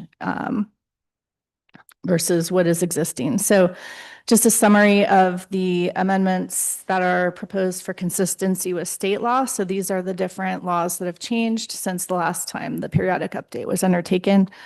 The last update was adopted in 2010. The review of state law updates, currently the gap analysis looked at 2007 through 2019. Obviously, there are some years that have happened between 2019 and now, so we'll be taking a look at what has changed since the gap analysis was completed and addressing any changes there as part of this update process. But this just lists out all of the changes that are proposed responding to the state law changes through 2019. I mean, I don't think I'll read them unless you'd like me to. Okay.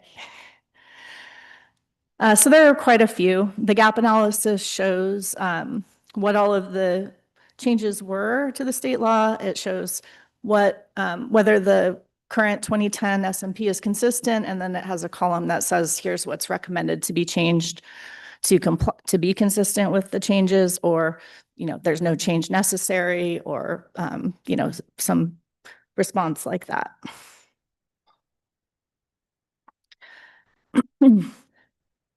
So I mentioned the ecology's initial determination of the consistency with the proposed amendment. So all I've done is taken that document and pasted a screenshot of the document because it does a really good job of summarizing all of the proposed changes. So chapters 1, 2, 3, and 4 of the SMP are primarily addressing administration, introduction, scope, jurisdictions, exemptions. And so this kind of summarizes what changes are proposed within each of those sections. Most of them are addressing changes in state law. So I won't go through all those. There are some proposed changes to the shoreline environment designation map. And I can just go quickly through those right now. I'll have a better quality version of this later, but the first one is that one? That's one. Yeah, in the Ship Harbor area. So Edwards Way comes down to Guimas Channel here. There's the cul-de-sac that people park in to use the Guimas Channel Trail and the Ship Harbor boardwalk area to the west. So this yellow area here is, you can kind of see the faint outline of the cul-de-sac here. But it is currently designated as urban. And that was a remnant of older comprehensive plan and shoreline plans that anticipated some different uses for that area than what actually occurred, and ultimately, what it can really support. And so the proposal with the change here is to change the designation from urban to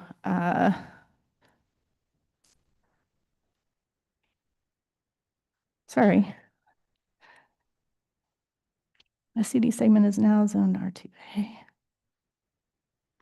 Also, thank you. I'm refreshing my memory about all of this. Yeah, so this, yeah. So that is proposed to be changed to conservancy. This says is now zoned R2A, which is not consistent with the urban designation. So the proposal is to change this designation from urban to conservancy. I'm not seeing where it says that on here, so I might need to update that map. But that would be I'm sorry, conservancy along the first 100 feet, which is consistent with what's happening to the east of the cul-de-sac, and that has some more it's more restrictive in terms of what can be allowed within that first 100 feet. And then shoreline residential would be the second 100 feet. So it would match what is currently designated to the east of the cul-de-sac to be consistent with the future land use designation for that area and actual uses that have been developed in the area. The second change is to this area along Guaymas Channel. The shoreline environment designation, the yellow again is urban, and then the red is shoreline residential. And so the proposed change is to change the urban, which extends to the ordinary high water mark. It doesn't go out into the aquatic designation below the ordinary high water. But it would change urban to shoreline residential, which is right now there's a conflict between the future land use designation for that section, which is it's a residential designation. I don't remember which one. I think R2 or R2A. So it would change that yellow strip to shoreline residential to be consistent with existing land use designation. And that was definitely we can get into it another time, but a conversation with the Department of Ecology, who did have concerns about that change and how it would affect the ability of the canneries over the, aquatic, the overwater canneries and ability to continue or establish, marine water dependent related uses there. I wanted to make sure that they're changing this to residential wasn't going to, preclude future potential use of those canneries.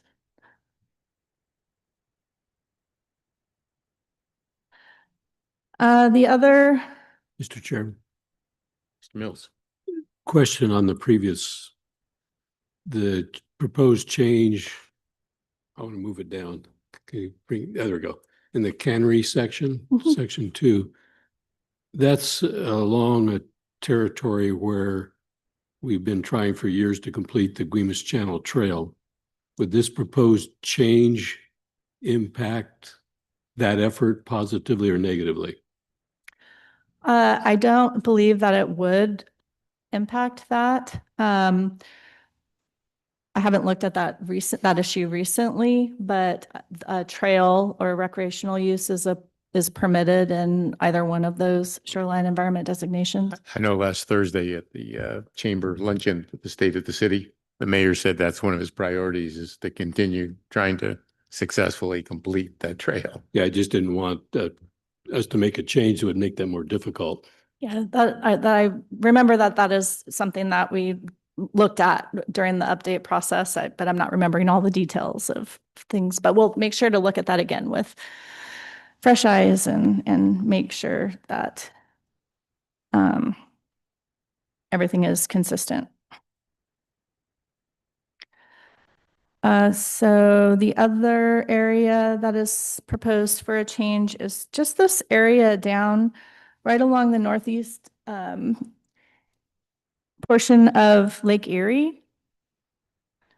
There's just a couple of private properties down there to the south of the forest lands where a few years ago we had a permit application that came in to develop a house, and we realized, oh, this doesn't actually have a shoreline environment designation.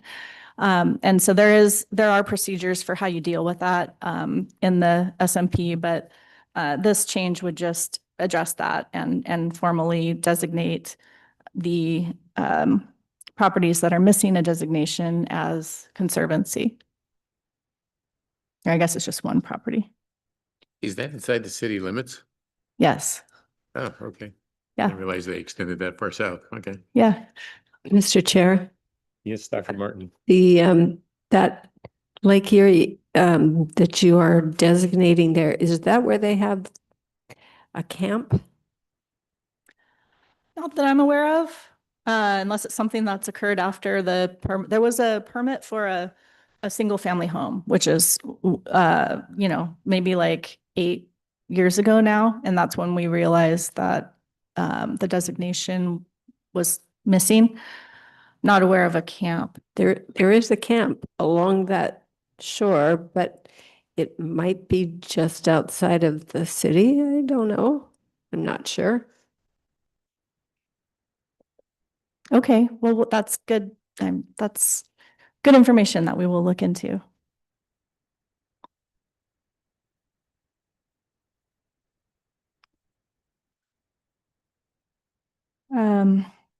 Okay, so that's really the extent of the changes. The last one isn't really a change. It's just a clarification that all of the marine waters below the ordinary high water mark do have a aquatic shoreline environment designation, but that just really wasn't very clear on the map itself. So we're just making that clear so that people that are proposing development within, below ordinary high water mark, that they are aware that there are specific development standards for that designation.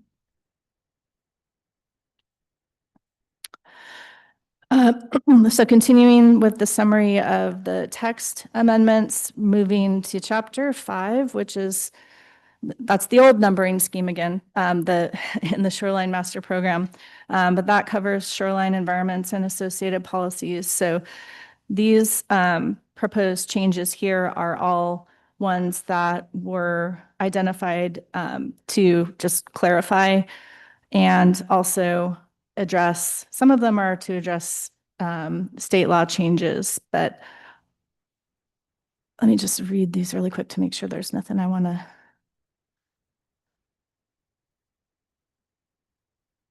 There was some changes in state law to aquaculture allowances, and so there were some changes we needed to make to the SMP to be consistent with that. I think since 2010, fish pens have been prohibited, I believe. And so we had to update our SMP to be consistent with the new state law that governs fish pen and aquaculture type uses.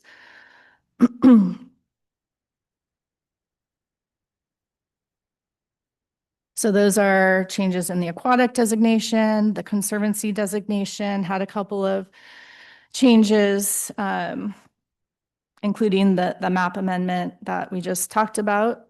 From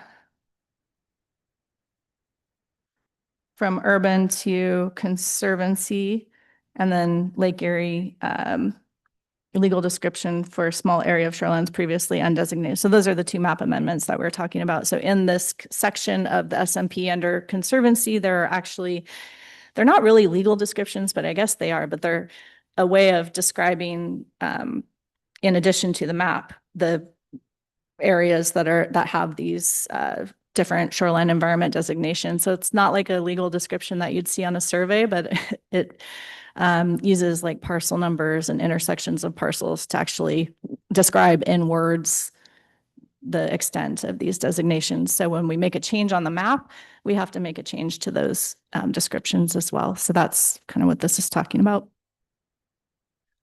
In the shoreline residential designation, there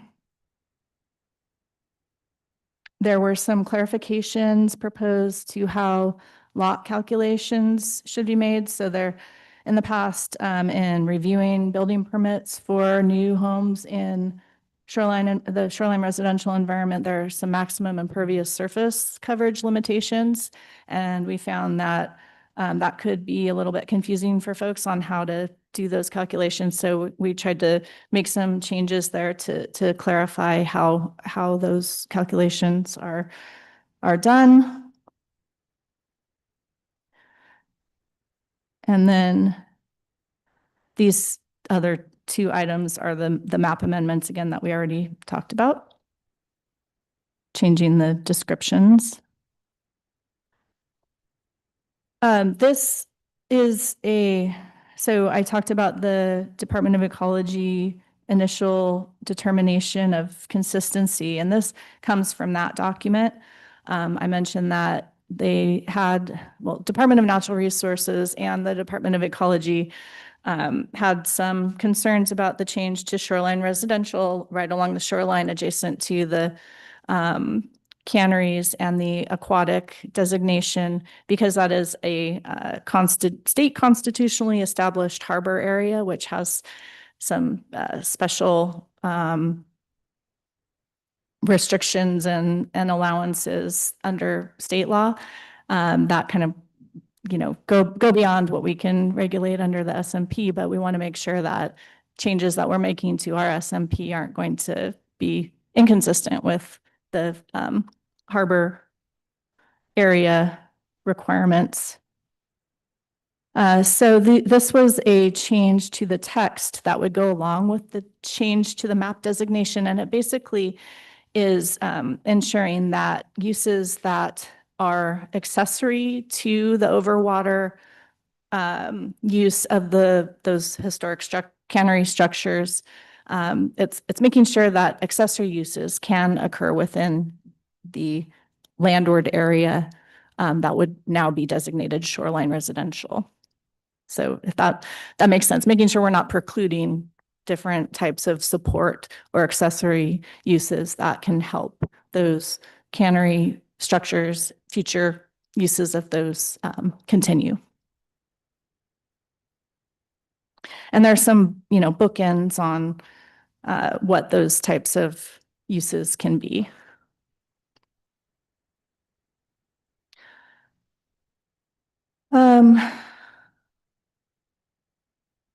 So these are just some more changes to the urban shoreline environment designation. As we're administering the SMP on different projects, development projects and permits, we find mistakes. We find, inconsistencies between the map and the legal descriptions. And so these are just fixing some of those discrepancies.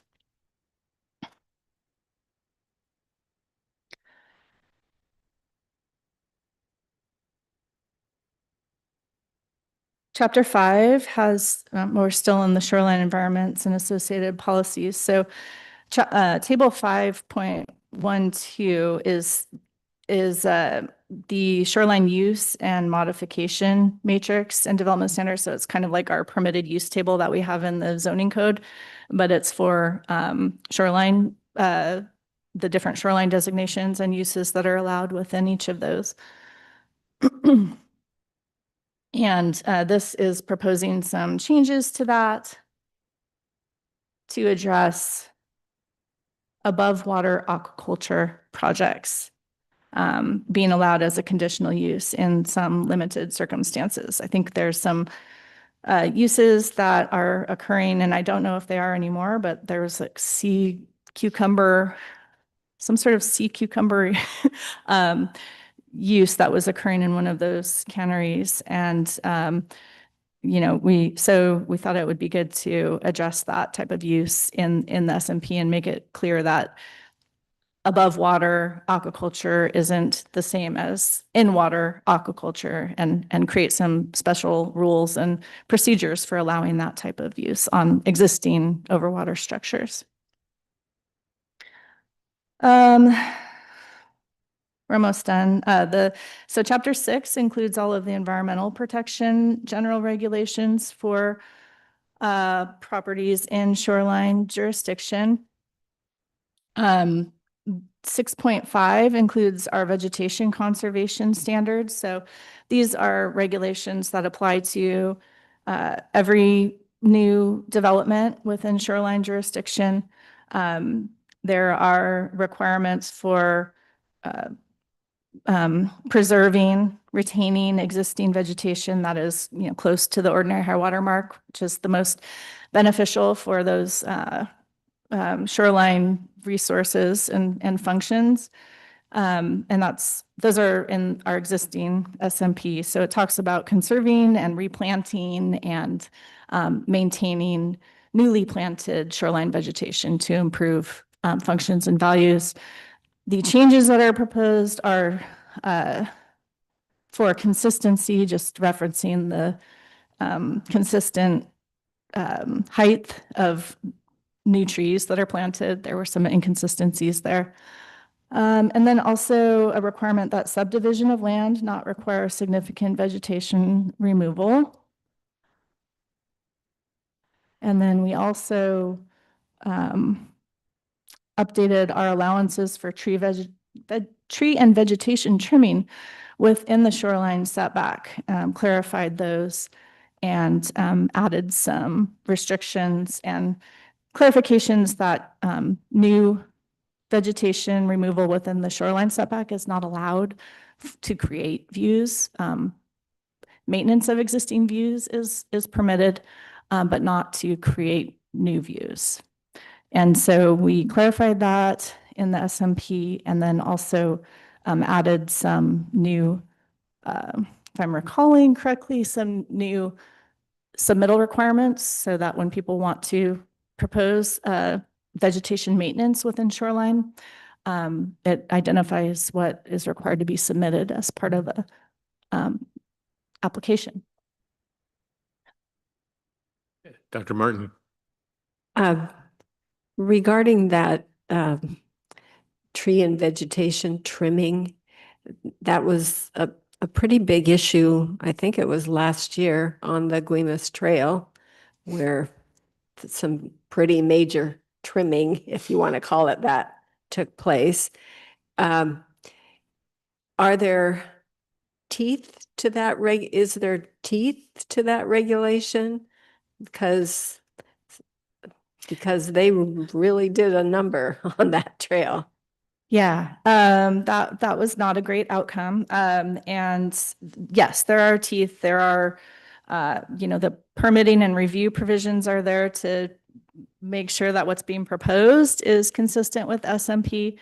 And then, yes, there are follow-up inspections to make sure that what was actually done was consistent with the what was permitted. And the SMP actually has its own enforcement provisions as well that do reference the code, I believe, but also they are enforcement provisions that go kind of above and beyond what the code enforcement in Title 20 includes. But yes, there are teeth, and in that particular situation, we did work with that particular situation to ensure that things were remedied. Thank you. Mr. Chairman. Mr. Mills. Yeah, I think I know or I'm familiar with what you're alluding to.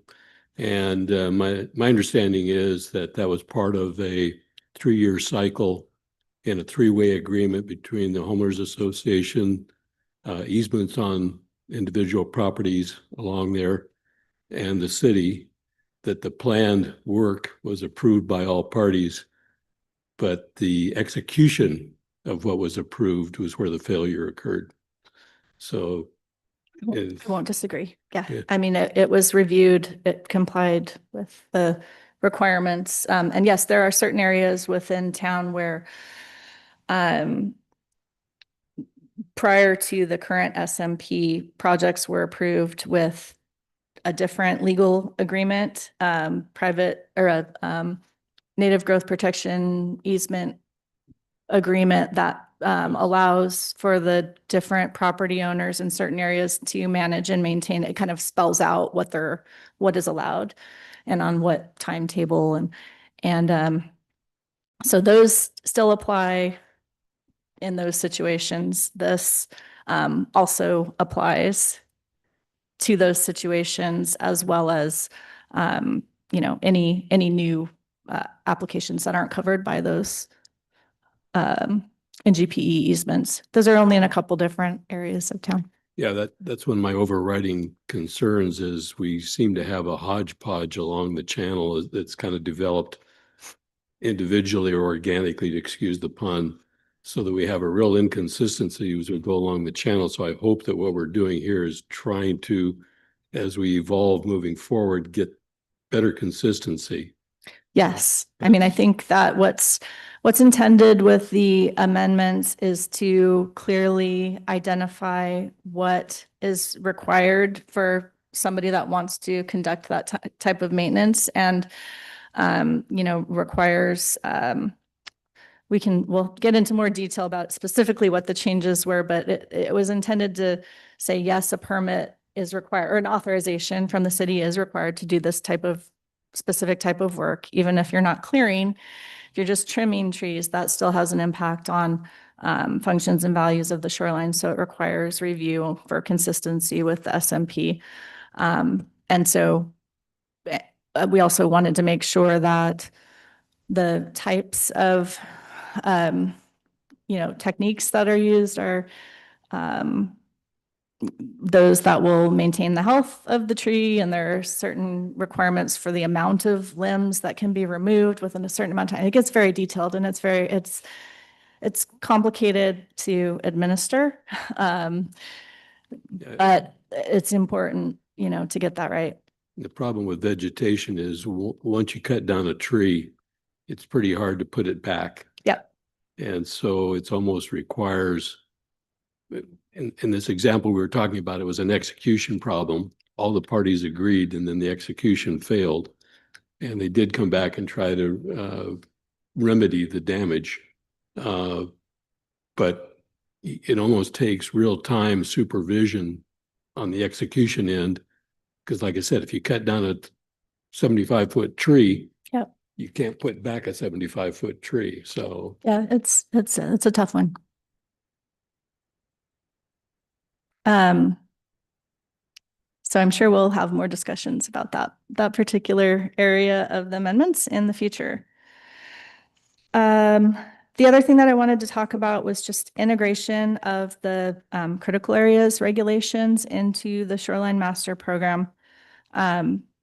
So in the current SMP, in the 2010 SMP, the critical areas that are located within shorelines, so shorelines in themselves are not designated as critical areas technically, unless they contain certain features like salmon spawning habitat, kelp, forage fish spawning areas. But just having a shoreline itself is not always considered to be a critical area. So we have to look further and see what else is there to determine applicability of the critical areas regulations. So anyways, the current SMP has an appendix at the very end of that standalone document that has all of the regulations that apply to critical areas within shoreline jurisdiction. So these are different from our critical areas regulations in Title 19 that apply to land that is outside of shoreline jurisdiction. They're generally kind of the same in terms of what is allowed and buffers and that sort of thing. But there are some differences under the Shoreline Management Act, goals and policies, and also procedures that don't allow us to directly take from our critical areas regulations in Title 19 and just copy paste them into the SMP or even directly cross-reference them. So it gets a little bit complicated, and it's always been difficult to figure out what the best way to integrate those critical area protections into the SMP is, and that's still something that we're looking at. But anyways, the 2010 SMP has just a separate standalone appendix that governs critical areas within shoreline. So wetlands, geologically hazardous areas, fish and wildlife habitat conservation areas, So if a property includes any of those features, you go to Appendix A of the SMP to determine what applies. When we updated our critical areas regulations in the 2021 time period, as part of our periodic update of the comp plan and development regulations, that was going on at the same time as our initial work on the SMP update. And so the plan was to take the updated critical areas regulations and reference them in the SMP. So sort of incorporate by reference. That plan didn't work very well because there were appeals of the critical areas regulation. So we couldn't accomplish that cross-referencing. So now we are at a point where we need to, again, figure out what the best way to integrate those critical areas regulations into the SMP is. We're going to be updating our critical areas regulations again because it's time to do that. And so as these two processes move forward, we'll be figuring out how to harmonize those and how to best protect critical areas within shoreline jurisdiction. So that'll be a conversation to be continued. But the way that it's drafted right now in the SMP is probably going to change. So I didn't spend a lot of time in this presentation talking about that. Okay. I already covered these. So Chapter 8 and Chapter 9 are the specific use policies and development regulations. So different uses that are permitted in the shoreline jurisdiction have additional regulations depending on the use type. We talked about aquaculture. And then there are some clarifications for docks, piers, and floats. So we see a lot of maintenance and repair and replacement proposals for docks, piers, and floats. So like an example is the Skyline area, there are tons of existing docks and that all need, maintenance and repair from time to time. And also, our people are trying to replace piling that are creosote coated with more environmentally friendly options, steel. And so those types of proposals come in a lot. And so we're proposing some changes in the SMP to make it more straightforward what exactly is allowed with what level of detail in an application to encourage people to continue to make environmental improvements to those docks and piers and pilings, but also, not making things so difficult to get through the permitting process so that people avoid it or don't make those improvements. So anyways, there are some proposed changes to those sections that are intended to ease the process and make things more clear. Okay, so that's my quick summary without going through 85 slides of all of the kind of key changes that are currently proposed in the most recent draft of the SMP. So what's next? So now that everybody's up to speed and we all know what's happened and what is proposed right now and sort of what we need to do moving forward, staff will be determining a timeline for adoption, which we'll be publishing in the future. And most likely what the process will include is updating a public participation plan. So the original process had a public participation plan, and we would update that to make sure that folks know what the, we're kind of restarting this process. Here's what to expect moving forward through adoption. We'll be looking at that gap analysis that was completed in 2020 and identifying changes to state law and local policies and regulations since then, and identifying if any updates need to be made based on those changes. Staff is working on coordinating with ecology to determine the next steps forward for the state review process. And ultimately, this would all lead to another draft, an updated SMP draft for public, that would be published for public review and comment, including integration of the critical areas regulations. So that's what's coming. We don't know exact timelines right now or exactly, how things are going to look, but we'll be providing that information soon, I'm sure.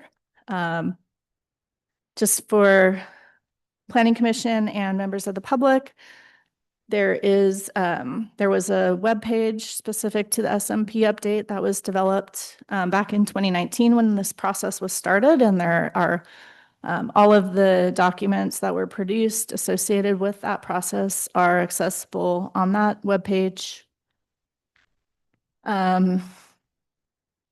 There's the address. If anybody has questions or comments or wants to talk, has problems accessing anything, please contact me. And there's my email address and phone number. And that's all I have on that topic. Thank you for bearing with me. Quick question. Were all the legal challenges back 5-6 years ago, have they all been resolved? The challenges to the critical areas regulations have been resolved, yes. Okay. Any other questions or comments? Thank you, Libby. Thank you. Oh, we do have a question. If we're going to update that gap analysis, are we planning on hiring a consultant again? We believe that staff can probably do that work in-house. So at this time, that's not the plan. Thanks.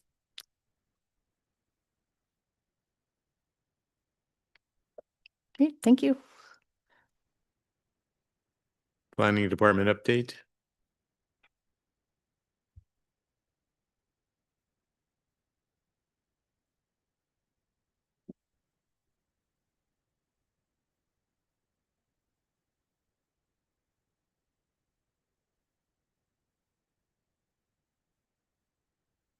Good evening, Planning Commission. First, I'd like to welcome Jill Underwood. I don't know if anybody's mentioned that yet. We have a brand new Planning Commissioner that sat down with us today. Thank you very much for joining us. I hope you enjoyed our detailed discussions today. I'd like to say it's not always like this, but sometimes it is.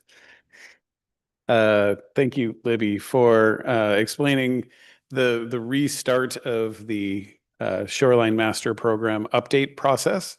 This has been something that we've been looking forward to taking care of after getting through with the comprehensive plan process, which of course we finished at the end of the year. And we are now working with appellants through the Growth Management Hearings Board appeal of the comprehensive plan and the development regulations that were that the city adopted. So that's something that Libby and I are working a lot on. Not nearly as much as our legal department is working on this, working on that topic quite a bit, as well as several other appeals brought by the same individuals of our shoreline, or I'm sorry, our stormwater plan. They've appealed the SEPA for that. And other things that I'm forgetting at the moment. There's several. So moving on, the other things going on in our department is hopefully you had a chance to watch the city council meeting last night. All of the departments, except for the library department, which was library was not available to present, gave a update of what's been going on for the past quarter and what we anticipate going on for the next year. So went a little long, when it's 10 to 15 minutes for every department. And so if you fast forward, we're the second to last department to present. I think that was somewhere in the 8 o'clock hour, I'm sure. But if you don't want to watch it, I'll give you a quick little update about what's going on in our department. The week before, if you watched the city council meeting, the mayor gave his state of the city presentation. And one of the things that he mentioned was he was going to be issuing an executive order around permit streamlining. So he did issue that executive order the next day, so about a week ago. And so in that executive order, it's requiring the planning department to take over some functions that are currently performed by Public Works, such as processing vacations, such as processing clear and grade permits, and also moving fire plan review to the building department. So a lot of little structural changes like that, moving around things mostly to the planning department, and then also asking that the planning department take over stormwater processing, not doing the review ourselves. That's a third party. So a lot of new tasks have been moved to the planning department, and so we're going to be adjusting to that and coming up with procedures and making the whole idea of that is to make those processes work a little faster, with the idea of, like, in the permitting world, the planning and building departments do permits all day long, all the time. At least, what you see here, you see the long range planning part, where we discuss our long range plans and code updates. We also have our whole permitting department that does land use applications and site plan for other projects, such as building permits. So that department, that part of the planning department, is going to be putting on a full court press to get some of these things done in the next 30 to 90 days, as put in the executive order. Other things include making code amendments to make certain permits and processes move a little faster. So those sorts of things will be coming to the Planning Commission when for making code changes. Largely, unless they're procedural code changes that affect procedure, those don't necessarily go to the Planning Commission. But if it's related to land use, like the things that we talked about at the public hearing today, those would come to the Planning Commission. I encourage you to go to the website and look up the executive order. On the website, if you go to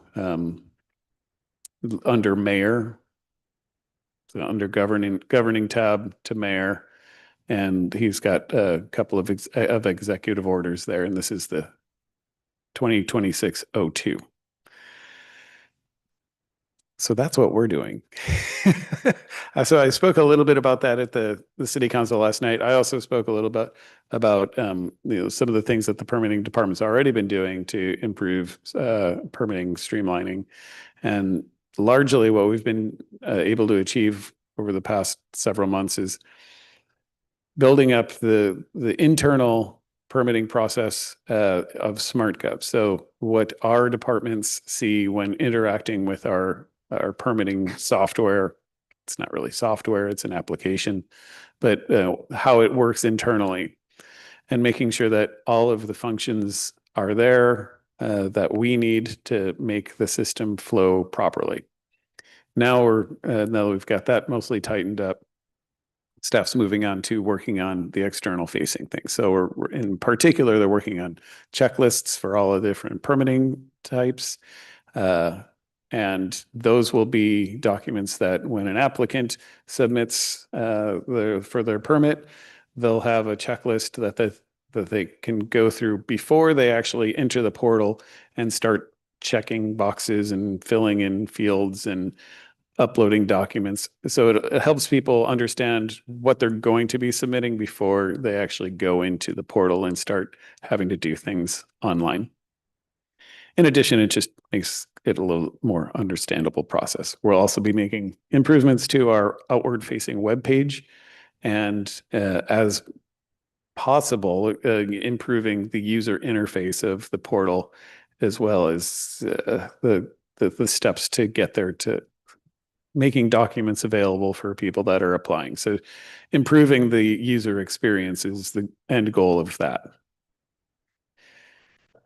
So that's largely what's been going on. I do encourage you to look at my presentation from last night. I talked about permitting volumes, and it has some interesting data about, how many showing how many permits we've gotten each year over the past 20 years since 2006. We've gone back to then. And we have a slide showing the types of housing units. So, these permits are all based on housing units. So you can see back in, 2006, a lot of single family homes, and then that number tapered down a little bit and we had a spike in permits where we were seeing more townhomes and cottage type uses in apartments. And then a few years ago, once interest rates started to climb rapidly, you can see a very stark correlation between interest rates and the number of permits that we've received. And that's Skagit County as well. So there's a nice graph showing the inverse relationship between building permits for units follows the same inverse path of the interest rates. A picture is worth a 1,000 words in this case, but as those interest rates go up and down, so the permits generally follow that. So I encourage you to look at that. And that is all I have for you tonight. Any questions for staff? Mr. Mills? Probably could be answered by looking at the video from last night, but I know your group is working on processes to do more with less and improve productivity, but you also have cited new work coming in as a result of the executive order. Was there any resources that followed those tasks as they came from other departments to your department? They were not identified in the executive order, no. In real life, are there going to be any?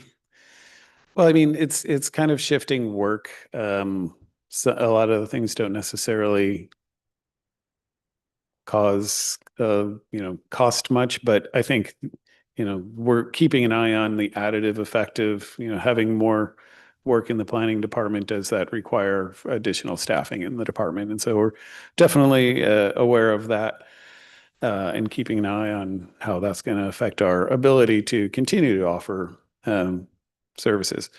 One other thing that the executive order, I apologize, I forgot, asks us to do is to examine our fee structure, what we're charging and how much it costs for us to actually run the permitting center, with the end goal of having the permitting center pay its own way. So, all of the wages for people that do permitting, that are involved in permitting, being paid for by the fees that we receive through permits. That gets a little complicated. It sounds pretty simple, but it gets a little complicated pretty quick, especially when permit volumes are down. We're not, does that mean we start increasing fees for permits because we're getting lower volumes of permits? That might have the opposite effect and cause people to do to submit less permits. So it's a little bit more complicated than that. And so we'll be doing some averaging, and we're just starting that work. We've got 90 days to do it. You could be saved by really high interest rates, huh? Rhetorical. No. Higher interest rates not new. As the chart shows, high interest rates are not good for permit volumes, and we need housing. I mean, you hear the city council talk about this a lot, and that's what our 2025 comp plan update attempted to make rules easier for housing to be built and encourage more housing for people on especially in lower income brackets. So we're not just doing that for lip service. We'd actually like to see things change and see more housing being built so people can live and work in Anacortes.